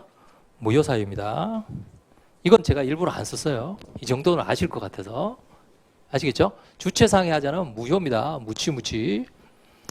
생각할 수 있는 행정소송법상의 조치는 그냥 여기서 말하는 여기서는 행정소송법상의 조치만 물어봤기 때문에 피고 경정만 쓰시면 돼요. 자, 8페이지 가셔서 대리행위임을 밝히지 않고 취소소송을 제기하는 경우 시장은 피고 적격이 문제되고 자, 소송법상의 조치로 14조에 피고 경정이 문제됩니다. 여기서는 이제 22년도에는 제가 여기다가 뭘 집어넣느냐 하면 이제 그 포섭 관계 그걸 집어넣었어요. 그러니까 무효 사유를 지금 취소 소송을 제기한 거잖아요. 그렇죠? 근데 어차피 소송 요건만 물어봤으니까 별 문제는 안 돼요. 자, 그래서 피고 적격하고 두 번째는 피고 경정입니다. 피고 적격은 13조. 자 보세요. 피고 적격은 그 자체로 시험에는 잘 안 나옵니다. 부관원점으로 많이 나와요. 부관원점으로. 아시겠죠? 부관원점으로. 예를 들면 분필 사례 같은 거. 그 다음에 행정권한이 위임이 됐을 때 이런 거 살짝 물어보는 문제로 많이 나와요. 그러니까 요 정도만 하시면 돼요. 자, 권한의 대리가 있는 경우이죠. 13조 쓰시고 대리가 있는 경우에 피대리 관청이 기소합니다. 그러나 대리 관계를 밝히지 아니하고 했지만 피고는 그 사람이죠. 다 시장은 권한을 대리했지만 대리 행위를 밝히지 않았기 때문에 자신이 됩니다. 그래서 피고 경정 문제로 넘어가시면 되겠어요. 자, 의 종전의 피고와 동일성 없는 자로 변경하는 것을 말합니다. 자, 이렇게 피고 경정이 의의가 조문에 나오지 않을 때는 의의를 외우셔야 됩니다. 그러니까 여러분들이 의의를 외우실 때 조문에 그대로 나오는가, 그대로 나오지 않는가를 보시고 피고 경정은 뭐라고 되어 있어요? 이런 경우에 경정한다, 이런 경우에 경정한다 이렇게 되어 있잖아요. 그럼 뭐 안 외우면 어떻게 돼요? 의의 쓰는데 이런 경우에 경정한다, 이런 경우에 경정하는 걸 피고 경정이라고 한다 이렇게 쓴단 말이죠. 의의에 조문 그대로 쓰는 것은 아주 안 좋습니다. 아시겠죠? 그러니까 이렇게 보시면서 아, 요건 완전히 다르다. 그럼 외워야 돼요. 아시겠죠? 기속력 안 외우시면 어떻게 됩니까? 행정소송법 30조는 행정처를 기소한다고 규정하는데 그게 기속력이다. 그게 무슨 말이에요? 아시겠죠? 동일성 없는 사유. 그 다음에 고유과실이 있어도 됩니다. 두 번째 종류. 종류도 보세요. 1번, 3번은 14조에 나와 있어요. 이건 안 외우셔도 되겠죠? 자, 2번은 나와 있지 않아요. 어디에 나와 있나? 소의 변경입니다. 소의 변경. 21조에 나와 있어요. 요걸 잊어버리면 안 돼요. 세 가지인데 14조에 두 개, 21조에 하나예요. 21조 종류 변경하면 피고 바꿔야 되겠죠? 항고 당사자 소송하고 항고 소송하고 당사자하고 피고 다르니까. 아시겠죠? 네. 그 다음 절차 불복은 급하시면 안 쓰셔도 됩니다. 그 다음에 시기. 언제까지요? 사실심, 변론. 아까 제가 말씀드렸죠? 피고 경정. 왜냐하면 소송 요건 판단 기준 시점이 사실심, 변론 종결시기 때문에 그랬습니다. 효과. 제기한 때 제기된 것으로 본다. 조금 있다가 제소기간과 관련된 걸 한꺼번에 싹 정리해 드릴게요. 설문. 자, 조문 문제. 조문 문제는 뭐가 핵심이라고 그랬어요? 자, 포섭. 아시겠죠? 포섭. 갑은 사실심, 변론 종결시. 자, 신청을 해야 되고 진흥공사를 처음부터 제기된 것으로 보고 종전시장의 것은 취하된 것으로 봅니다. 아시겠죠? 효과. 그 다음에 절차 불복을 그대로 어디다가 포섭에다가 녹여내야 돼요. 이걸 잘 써야 됩니다. 조문 문제는 포섭 문제예요. 자, 그 다음에 장전 문제 보겠습니다.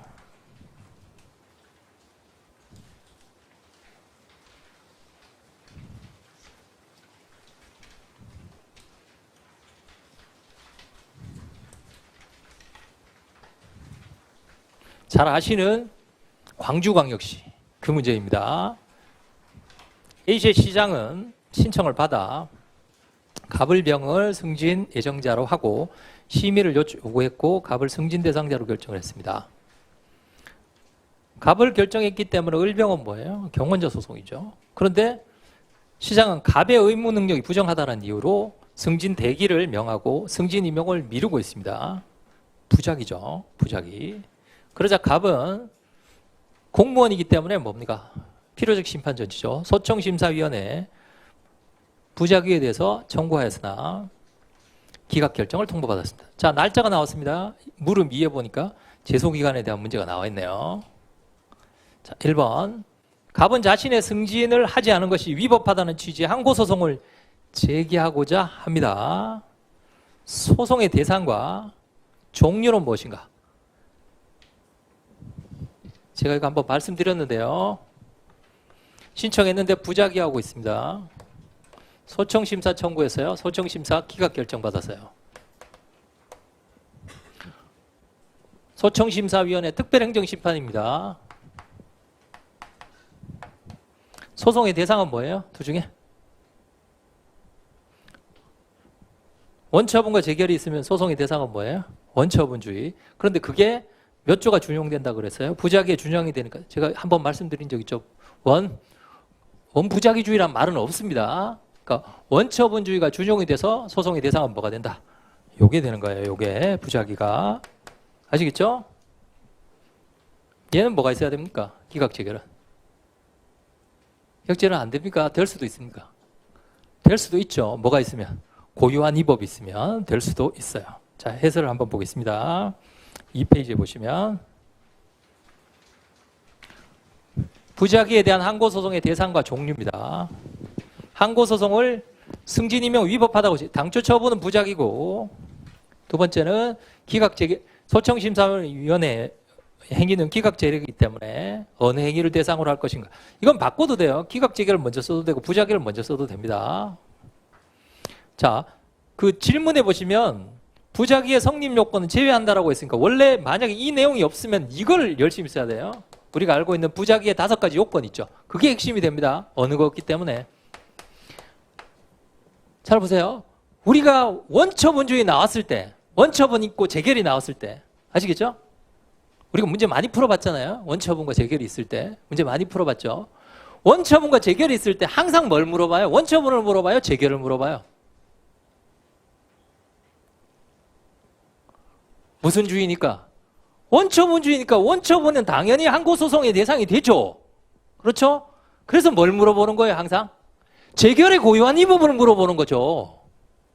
이해가 되시나요? 원처분주의에 있을 때는 원처분이 소송의 대상이 되는가 이런 거 안 물어봅니다. 그럼 당연히 소송의 대상이 되죠.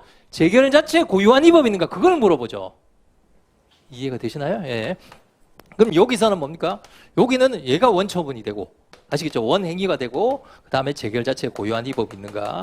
기각재결은 원칙적으로 고유한 위법이 없죠. 원래 행정고시에도 나왔습니다, 이거. 기각재결에 고유한 위법 없다는 거. 아시겠죠? 따라서 무엇의 소송의 대상이 된다? 이것이 소송의 대상이 됩니다. 자, 그래서 첫 번째가 기각재결. 의 원처분주의 재결 자체 주절령 내 기각재결의 경우 기각재결은 고유한 위법이 없는 한 항고소송의 대상이 될 수 없습니다. 두 번째 부작위가. 자, 부작위가 항고소송의 대상이 되려면 38조가 몇 조를 준용하고 있어요? 19조를 준용하기 때문에 원처분주의입니다. 따라서 만약에 이 문제는 지금 19조 부작위에 대해서는 쓰지 말라고 했으니까 쓰지 마시고, 예, 쓰지 마시고, 만약에 쓰지 말라는 얘기가 없으면 여기에 부작위의 성립 요건을 판단해야 돼요. 아시겠죠? 부작위의 성립 요건을. 그런데 나오더라도 부작위의 성립 만약 이 문제라면 절대 이걸 물어보진 않습니다. 뭘 물어봐요? 얘를 물어보겠죠, 당연히. 기각재결의 고유한 위법. 아니면 각각을 물어보거나. 각각을 물어보면 뭐예요? 원재병. 원재병의 문제죠. 원재병. 아시겠죠? 소송법 10조에 보면 10조 1항 1호는 취소소송과 국가배상, 그 다음에 부당이득, 원상회복. 이게 1호 소송이고요. 두 번째는 취소소송과 2호. 취소소송과 취소소송이죠. 그렇죠. 취소소송과 취소소송. 자, 취소소송과 취소소송 중에 가장 대표적인 게 뭡니까? 원처분에 대한 취소소송과 재결에 대한 취소소송이죠. 원재병. 원재병이 2호입니다. 2호. 아시겠죠? 그럼 얘는 뭘까요? 1호. 취소소송과 국가배상. 취소소송과 부당이득. 이건 뭐예요? 이건 뭔가요? 이거 우리 어디서 배웠어요? 자, 오늘 시험 문제에서 잘 보세요. 오늘 시험 문제에서 철거명령 있고 국가배상 청구 소송했죠? 아시겠죠? 철거명령에 대해서 취소소송 제기하지 않고 국가배상 청구 소송 제기했어요. 그렇죠? 그러면 선결 문제. 만약에 철거명령에 취소소송 제기하고 나서 국가배상 기판요. 따로따로 말고 같이 갈 수 있어요. 그게 뭐예요? 병합이죠. 그건 뭐예요? 선기병. 자, 1호는 선기병입니다. 선결 문제. 요거 먼저 제기하면 뭐예요? 선결 문제. 취소 소송하고 이렇게 가면 기판요. 관련 청구 소송이 병합. 맞죠? 이것도 똑같잖아요. 여기 선결 문제 1번 유형이고 얘가 선결 문제 2번 유형이잖아요. 그렇죠? 자, 1호는 선기병. 2호는 원재병. 이해가 잘 안 되시나요? 제가 이거 한다고 얼마나 고생했는데요. 자, 1호는 성기병이고 선결 문제 기판적 관련 청구 소송이 병합할 때가 1호고 2호는요. 원재병 피지할 때 원재병이 2호예요. 2호 아시겠죠? 원처분주의 재결 자체의 고유한 위법 관련 청구 소송 병합. 자, 원재병입니다. 원재병, 성기병. 그 병이 이 병이에요. 그 병이 이 병입니다. 1호는 성기병, 2호는 원죄병. 가장 대표적인 게. 아시겠죠? 가장 대표적인 거. 그래서 보충 논의에 보시면 재결 자체에 고유한 위법이 있다면 부작위로 병합할 수도 있습니다. 이건 보충 논의예요. 가점상. 아시겠죠? 가점상. 혹시라도 재결 취소 소송 나오면 재결 취소 소송 원처분주의 쓰시고 보충 논의로 병합 쓰시면 좋아요. 아시겠죠? 병합. 아시겠죠? 원죄병, 원처분주의, 재결 자체 병. 그 다음에 두 번째입니다. 다음 페이지에 보시면 무릎 아래에서 소송 요건 중 제소기간과 관련해서 적법한지를 검토하시오입니다. 제소기간. 괄호 안에 제소기간의 일반적 논의는 생략한다. 만약에 시험 문제에 이 내용이 없어요.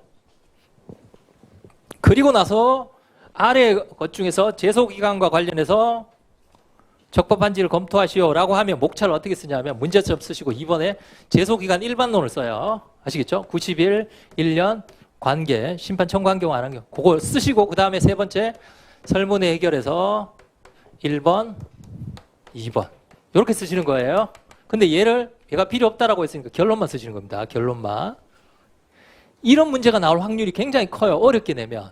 아시겠죠? 하나를 물어보고 예를 들면 A, B, C가 항고소송의 대상이 되는가 이렇게 물어볼 수 있잖아요. 그렇죠? 그럴 때는 앞에 항고소송의 대상에 관한 일반론을 먼저 쓰고 아까 문제처럼 법적 성질을 쓰고 A, B, C의 법적 성질 그 다음 대상 적격 여부 A, B, C의 법적 성질. 제소기간 물어볼 때도 그냥 물어볼 수도 있지만 제소기간의 일반론 그냥 제소기간 일반론을 생략한다는 얘기가 없으면 앞에 제소기간 먼저 일반론을 먼저 써놓고 이렇게 그 다음에 기속력 물어봤어요. 근데 우리는 하나만 나왔잖아요. 예전에 사법시험에 4개를 물어본 적이 있습니다. 4가지 경우의 기속력. 그러면 앞에 기속력의 일반론을 먼저 쓰고 4가지 경우를 각각 보습해 주는 거예요. 아시겠죠? 이것처럼. 자, 1번. 심판을 거칠 필요가 없어서 소청심사를 거치지 않고 부작위 위법하기 위해서. 자, 소청심사를 경유하지 않으면 어떻게 됩니까? 소청심사를 거칠 필요가 없으면 학설의 대립이 있지만 제소기간이 적용되지 않는다라는 게 다수설과 판례의 입장이죠. 그래서 4년 8월 1일, 그 다음에 6년 3월 8일의 경우에도 문제는 없습니다. 따라서 1번은 우리가 잘 알고 있는 심판을 거치지 않는 경우예요. 자, 두 번째입니다. 두 번째가 중요해요. 여러분들이 잘 아시는 부작위의 경우 문제가 아주 복잡하니까 제가 그림을 그려드릴게요. 자, 소청심사를 경유한 걸 전제로 합니다. 그러면 제소기간이 정해져 있죠. 아시겠죠? 부작위를 했고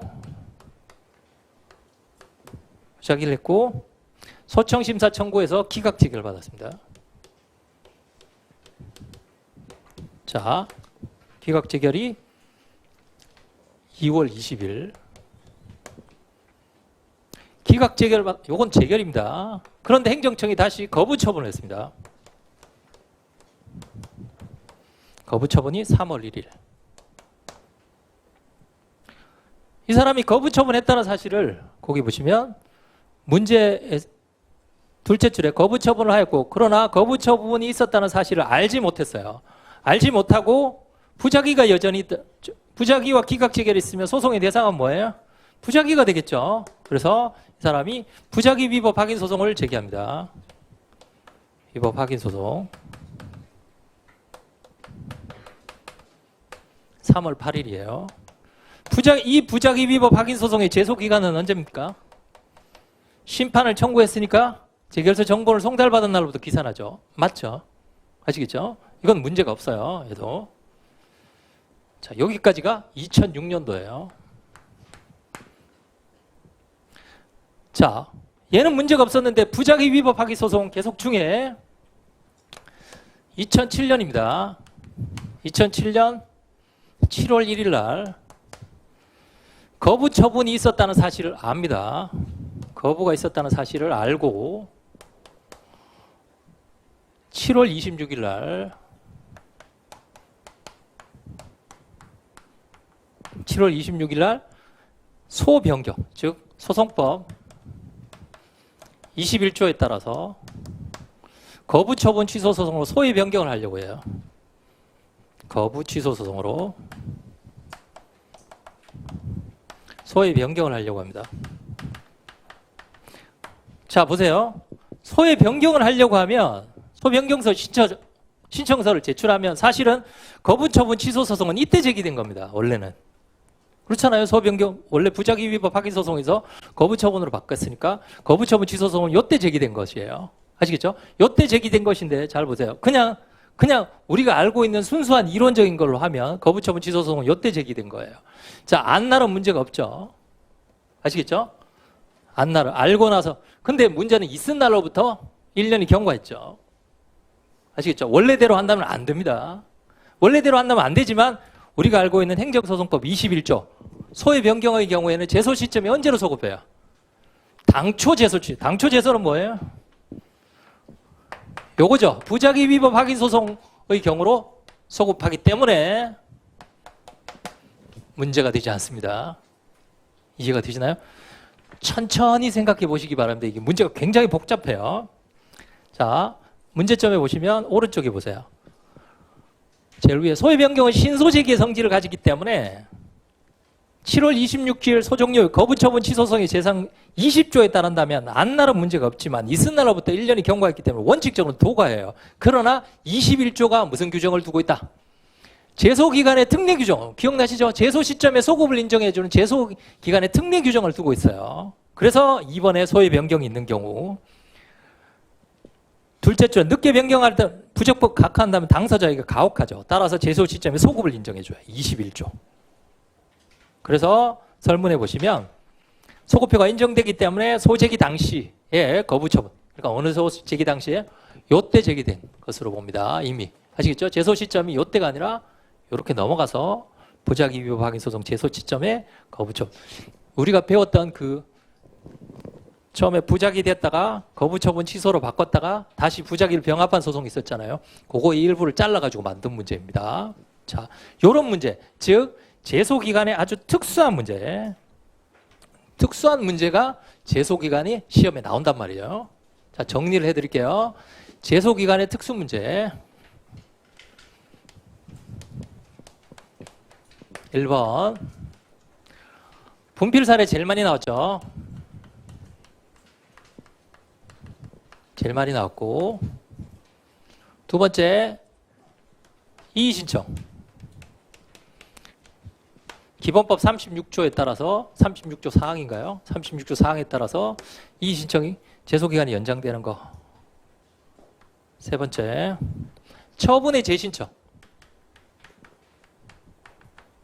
처분의 재신청은 제소기간이 어떻게 돼요? 각각 진행됩니다. 각각.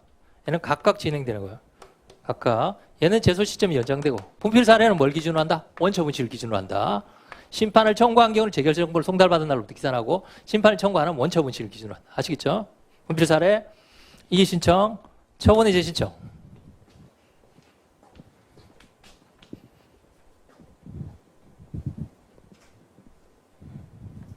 네 번째,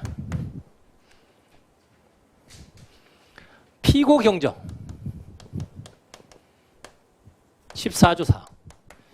자, 피고를 바꾸면 새로운 피고에 대한 소송 언제 제기된 것으로 본다? 당초 제소 시에 제기된 것으로 봅니다. 그다음에 다섯 번째,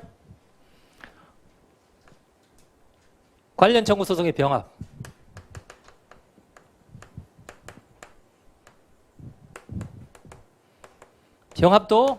병합되면 언제 제기된 것으로 본다? 당초 제소 시에 제기된 것으로 봅니다. 아시겠죠? 당초 제소 시. 다음 여섯 번째, 소외 변경.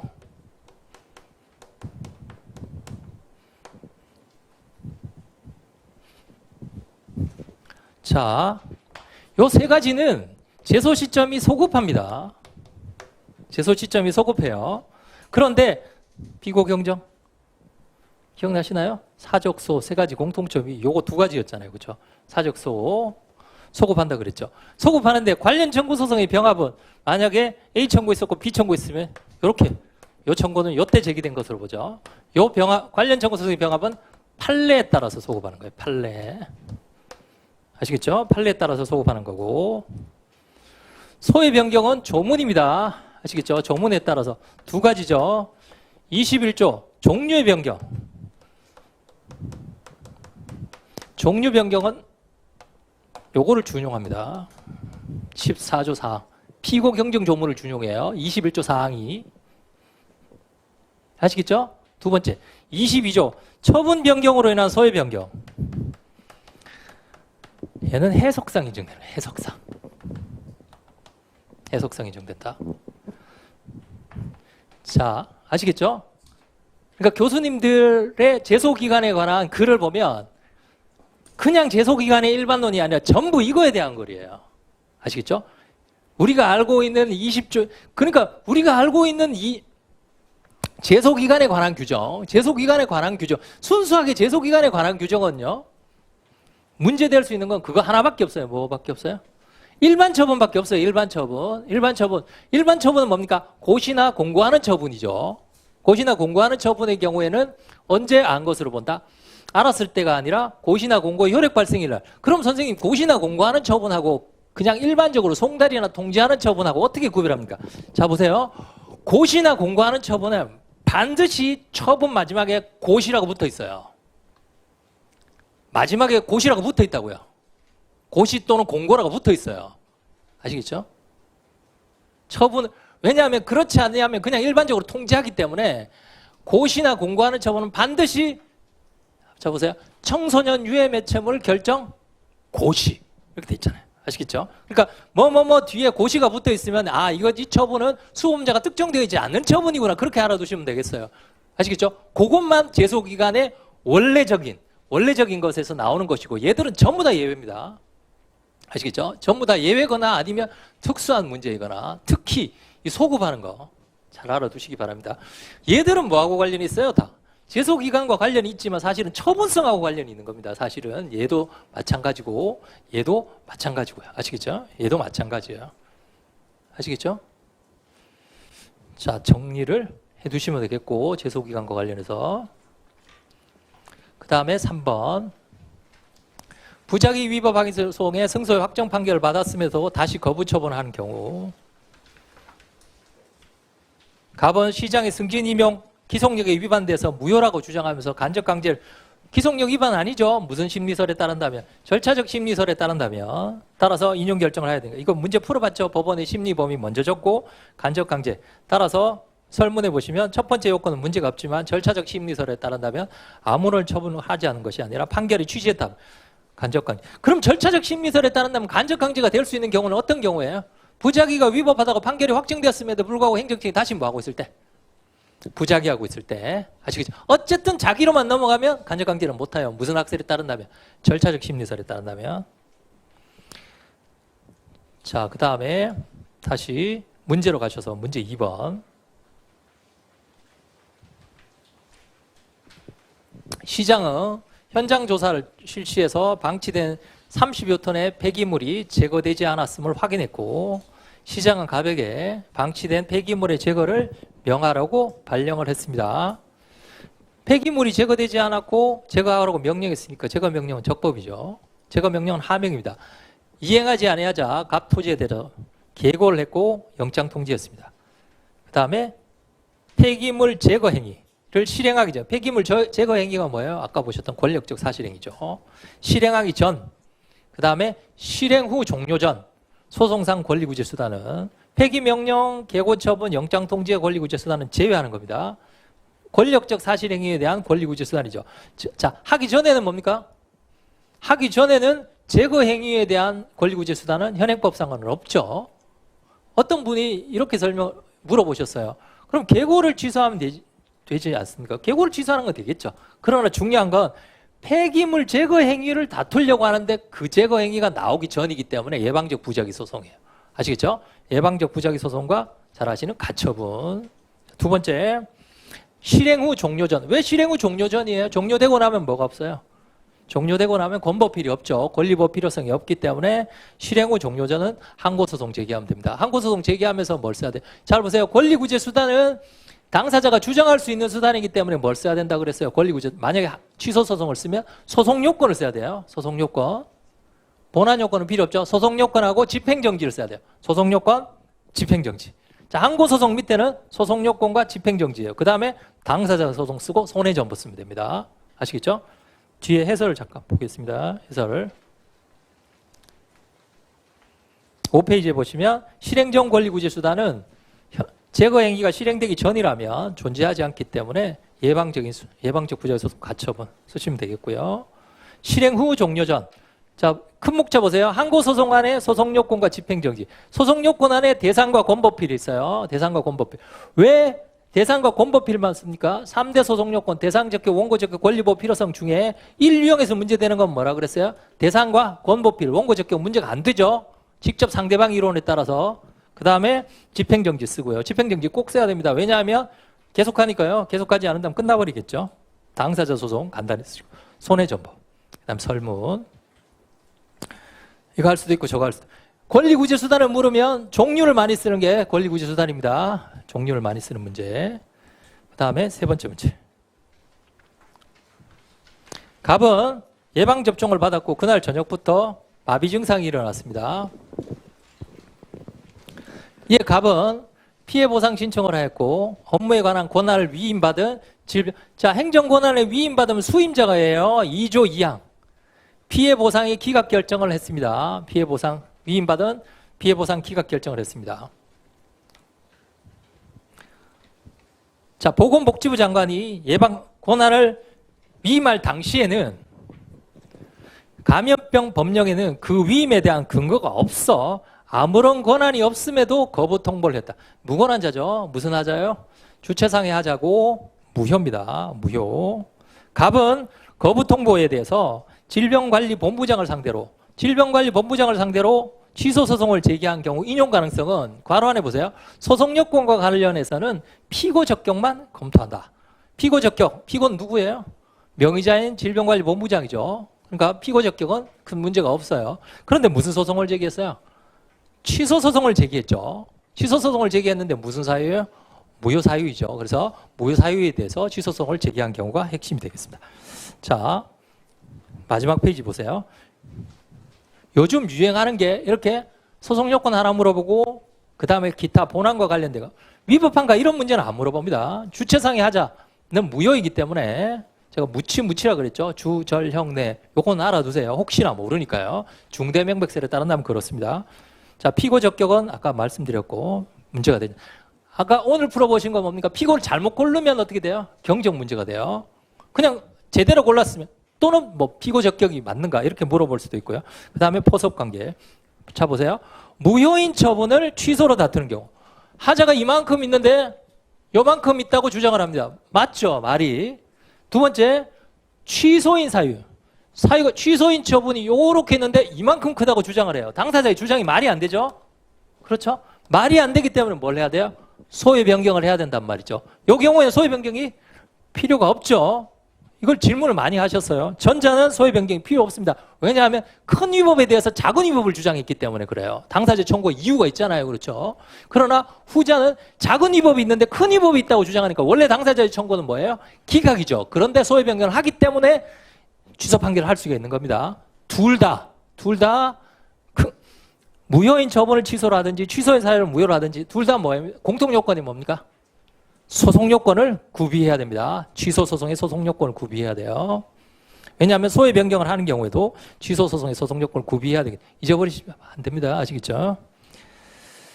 자, 그 다음에 작은 책 보겠습니다.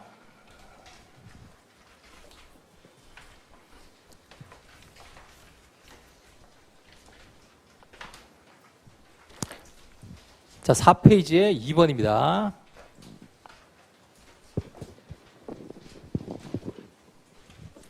자, 신고입니다. 자, 우리는 뭐만 알면 돼요? 2번에 수리를 요하는 신고만 알면 됩니다. 수리를 요하는 노동조합 설립신고. 설립신고 수리예요. 수리가 처분이니 수리 거부도 처분이에요. 따라서 수리는 다툴 이유가 없죠. 근데 제3자가 다툴 수는 있고 수리 거부. 자, 그러면 그럼 시험에 나오면 노동조합 설립 그냥 수리를 요하는 신고라고 보시면 되겠어요.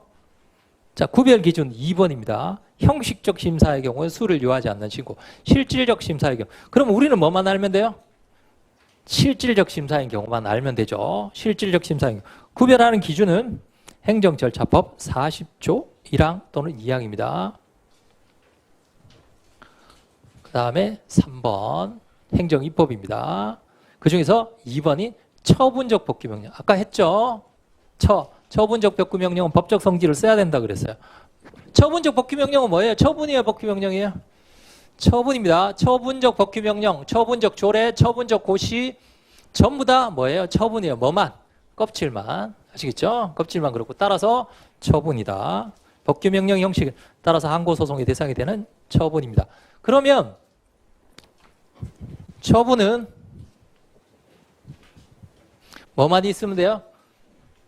일반 추상하고 개별 구체 중에 뭐만 있으면 돼요? 얘만 있으면 되겠죠, 법률에서. 이해가 되시죠? 그러면 처분적 법규명령이냐? 법규명령이냐? 아니면 그냥 법규명령이냐? 구별하는 건 뭘로 구별한다 그랬어요? 고유명사. 아시겠죠? 고유명사 들어가면 이거예요. 그러면 구체입니다. 고유명사.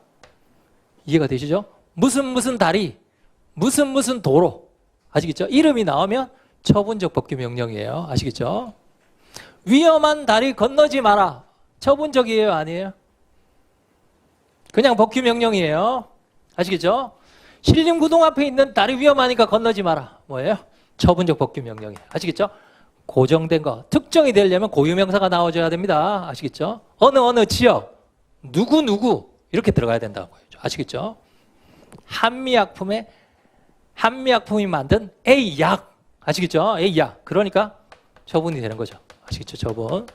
그러면 처분 안에는 요것만 있으면 처분이잖아요. 처분 안에는 두 가지가 있겠죠.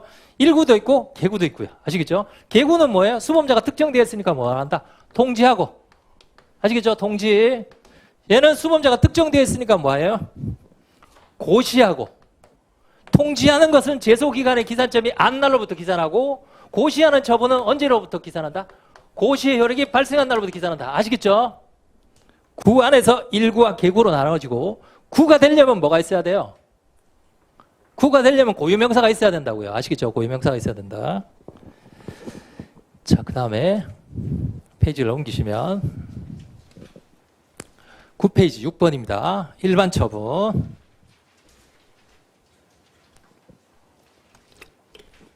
정확하게 얘기하면 처분적 법규명령 논의는 처분인가 아닌가에 대한 논의예요. 아시겠죠? 처분인가 아닌가에 대한 논의예요. 일반 처분은 처분인가 아닌가가 아니라 처분이고 개별 처분인가 아니면 일반 처분인가에 관한 논의입니다. 아시겠죠? 일반 처분인가, 즉 수범자가 특정되어 있는가, 수범자가 특정되어 있지 않는가에 관한 논의예요. 그러니까 잘 보세요. 그러면 처분적 법규명령은 일반 처분이에요? 이거예요? 이거예요? 처분적 법규명령은 요거예요? 자, 처분적 법규명령은 처분이 아닌 것과 처분인 것을 나누는 것이죠. 처분적 법규명령 이리 갈 수도 있고 요리 갈 수도 있어요. 구별하는 기준은 뭐예요? 수범자가 특정되어 있느냐, 수범자가 특정되어 있지 않느냐예요. 그러나 수범자가 특정되어 있지 않은 게 일반 처분이죠. 거기 보시면 관련자의 범위는 일반적이나 규율하는 대상. 그러면 어떻게 공시해요? 수범자가 특정되어 있지 않으니까 통지 못하고 고시나 공고합니다. 고시나 공고해요. 고시나 공고하면 제소기간의 기산점이 어떻게 된다? 안 날이 아니라 고시나 공고의 효력이 발생한 날이에요. 또는 고시한 날로부터 며칠 후에? 5일 후에. 아시겠죠? 고시한 날로부터 5일 후 또는 고시나 공고가 효력이 발생한 날. 그러면 일반 처분의 경우에는 보통 어떻게 붙어있다? 뒤에 결정 고시라고 붙어있어요. 아시겠죠? 결정 고시라고 붙어있습니다. 그 다음에 7번. 준법률의 규정이 공정, 통지, 수리, 확인. 그 중에서 뭐가 중요하다고 그랬어요? 통지와 수리가 중요하다고 그랬어요. 통지와 수리. 통지는 어떤 사실을 알리는 것인데 준법률의 규정이에요. 자, 계고, 독촉. 아시겠죠? 계고는 자기 하명, 독촉은 급부 하명. 하명이 어디서 나와요? 준법률의 규정이기 때문에 어디서 나와요? 법률의 규정 때문에 권리지 않은 의무부과의 효과가 생기는 겁니다. 권력적 사실행위하고는 달라요. 권력적 사실은 행위에서 포함된 것이고, 행위, 묵시적인 의사표시가 포함되어 있는 거예요. 법적 효과가 없는 단순한 사실행위로서의 통지. 이게 뭐예요? 사실의 통지. 아까 제가 적어드렸죠? 행정심판법상의 고지라든지 형성재결 결과의 통보. 법률로 이미 확정된 사실을 통지하는 것. 또는 당연퇴직 통보. 당연퇴직 통보도 마찬가지예요. 당연퇴직은 법정사유거든요. 아시겠죠? 그 다음에 수리를 요하는 신고의 수리. 노동조합 설립 신고 수리. 아시겠죠? 잘 알아두시고. 그 다음 8번. 구성요건적 효력 2번입니다. 특히 법원에 미치는 효력을 말하고. 자, 다음 페이지 9번의 선결 문제. 자, 의, 형태, 해결. 자, 민사사건의 경우 부당이득 반환 청구 소송은 선결 문제 1번. 자, 부당이득 반환이 되려면 잘 보세요. 부당이득 반환이 되려면 세금 내야 되죠. 전제 조건이 뭐예요? 무슨 하명? 금전급부 하명이라 해야 돼요. 금전급부 하명. 아시겠죠? 금전급부 하명에 대해서 부당이득 반환을 청구하면 선결 문제 1번. 얘는 11조. 그 다음에 두 번째, 금전급부 하명 있고, 여보세요? 금전급부 하명 있고, 무효 확인 소송 제기하면 어떻게 돼요? 성기병 할 때 기판형 말고 무효 확인 소송. 금전급부 하명에 대한 무효 확인 소송을 제기하면 소송 요건에서 뭐가 문제가 돼요? 무효. 즉시 확정의 이의. 아시겠죠? 즉시 확정의 이의. 그 다음에 판결이 확정되고 나면 기판형. 아시겠죠? 그러니까 선결 문제 1번 유형에 무효 확인 소송을 제기한 경우에 소송 요건에서 즉시 확정의 이익이 녹아있다는 거 꼭 잘 알아두세요. 아시겠죠? 그래서 부당이득 반환 청구 소송 유형은 주로 무효 사유가 나와요. 취소 사유가 나오면 즉시 확정 이익을 쓰면 안 됩니다. 확인 소송이 보충성이잖아요. 취소 소송 확인 소송 아니잖아요. 그렇죠? 그 경우에는 그냥 기판형만 쓰면 돼요. 그 다음에 세 번째, 관련 청구 소송의 병합. 아시겠죠? 관련 청구. 그게 뭐예요? 선기병. 그게 뭐예요? 10조이랑 1호예요, 1호. 1호. 아시겠죠? 그 다음에 두 번째 페이지 넘겨보시면 위법 여부가 문제되는 경우에는 무슨 소송이요? 국가배상 청구 소송. 국가배상 청구 소송은요, 모든 처분 다 됩니다. 처분 제한이 없어요. 절거 명령 무슨 처분이기만 하면 돼요. 자, 처분이기만 하면 국가배상 청구 소송 선결 문제. 두 번째, 소송 제기하고 국가배상 청구 소송 제기하면 기판요. 그 다음에 세 번째는 관련 청구 소송 병합. 아시겠죠? 형사사건은 모르셔도 됩니다. 그 다음에 10번 무효와 취소의 구별 기준. 학설의 둘째 줄에 중대 명백설만 아시면 됩니다. 자, 중대 명백설 주절형내 무치무치. 아시겠죠? 주 무효. 그 다음에 절 취소 형식은 뭡니까? 말로 하는 거 문서로 해야 되는데, 그 다음 내용상의 하자는 취소 사유. 자, 12번으로 갑니다. 부관의 종류. 자, 판단 기준은 객유입니다. 객관적 의사 유리하도록 판단합니다. 여러 가지 있죠? 여러 가지 다 필요 없고 뭐만 하시면 된다고요? 3번의 기한, 숫자 나온 기한입니다. 그 다음에 4번의 철회권의 유보. 취소 또는 철회. 유보가 뭐예요? 심어 넣는 거죠. 무슨 사정 생기면 취소하겠다. 무슨 사정 생기면 취소하겠다. 또는 철회하겠다라는 표현이, 취소 철회라는 표현을 뭐 한다? 그 안에 심어 넣으면, 심어 넣었으니까 취소나 철회가 포함되어 있어야 되겠죠. 그 다음에 세 번째 부담. 세 가지만 하면 돼요.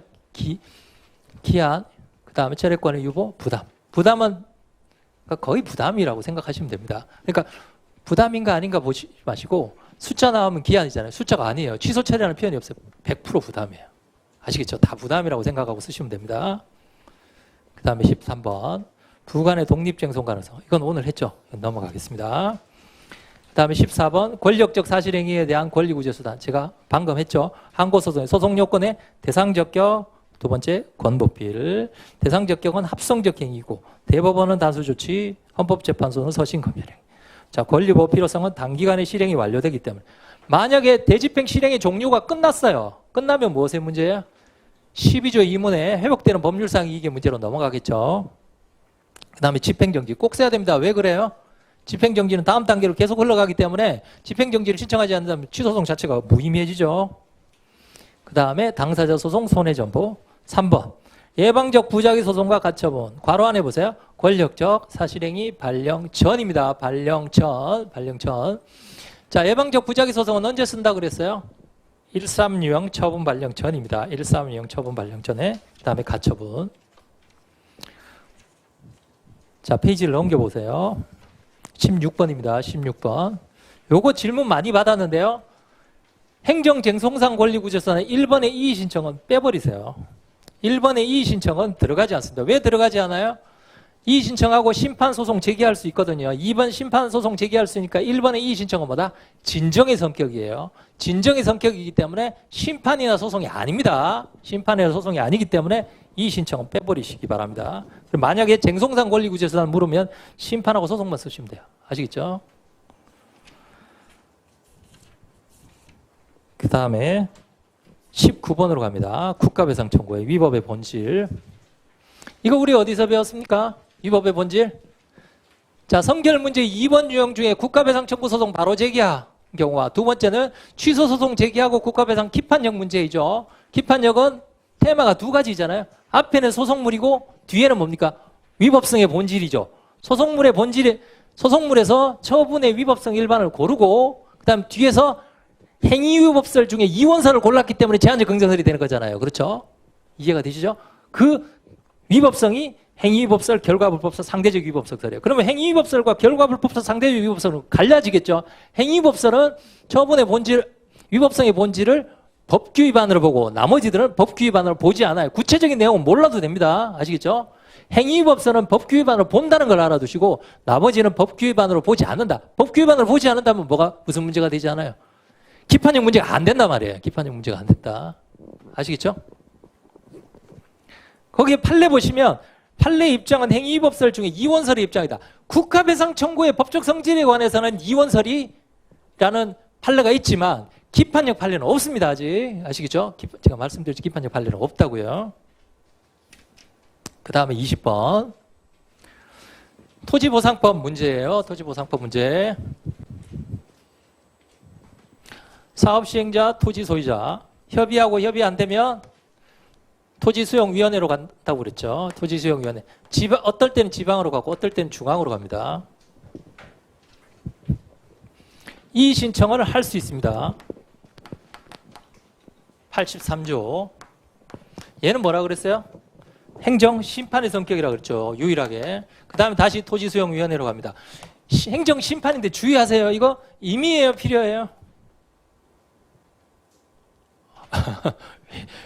왜 그러시나요? 필요적 심판 전체는 공세도잖아요. 공세도 아니잖아요. 그렇죠? 공세도 아니면 그냥 임의예요. 임의. 여기서 스톱할 수도 있습니다. 아시겠죠? 자, 두 가지로 나눕니다. 이의 신청을 할 수도 있어요. 이건 심판이고 두 번째는 소송으로 가면요. 두 가지예요. 당사자가 불복하는 내용이 보상금에 대할 때 그 다음에 보상금 이외에 대한 거. 이외에 대한 건 무슨 소송으로 가요? 항고소송으로 가고 얘는 보상금 증가 청구소송으로 간다. 아시겠죠? 형식적 당사자 소송. 형식적 당사자 소송은 항고소송이에요? 당사자 소송이에요? 형식적 당사자 소송은 무슨 소송이에요? 우리 항고소송에서 배웠나요? 당사자 소송에서 배웠나요? 당사자 소송입니다. 형식적 당사자 소송도 당사자 소송이에요. 행정고시에 나왔던 문제가 이 형식적 당사자 소송에서 가구제 수단을 물어봤어요. 형식적 당사자 소송도 당사자 소송이에요. 따라서 가구제 수단은 집행정지 안 되고 가처분입니다. 아시겠죠? 그 다음에 두 번째, 항고소송은 당연히 뭡니까? 얘는 수용재결이 원처분이니까 항고소송의 대상이 되죠. 이건 안 나와요. 아시겠죠? 이 신청을 한 경우만 나옵니다. 그러면 이 재결, 요게 재결이라고 그랬죠. 이 재결. 그러면 이게 얘가 원처분이고 얘가 재결이죠. 여기서는 뭐가 나온다? 원죄병 피의죄가 나온다고요. 오른쪽에 보세요. 항고소송, 행정소송에서 제기할 수 있는 소송의 종류는 항고소송하고 보상금 증감 청구소송. 이거 제가 설명해 드렸죠. 그 다음에 항고소송. 방가로 1번 이의 신청을 하지 않은 경우, 얘는 시험에 안 나와요. 이의 신청을 한 경우에. 그럼 요거하고, 자, 양가로 2번 페이지 넘겨보세요. 페이지 넘기시면 보상금 증감 청구소송 양가로 3번이라고 돼 있죠. 그럼 얘하고 얘하고는 어떻게 구별해요? 요거는 보상금에 대한 재결일 때 3번. 얘는 양가로 2번은 뭐에 대한 재결일 때? 보상금에 대한 재결 말고 나머지 다. 아시겠죠? 나머지 다는 요거. 그러니까 당사자가 불복하는데 보상금에 대한 불복 말고 나머지에 대한 불복은 요거.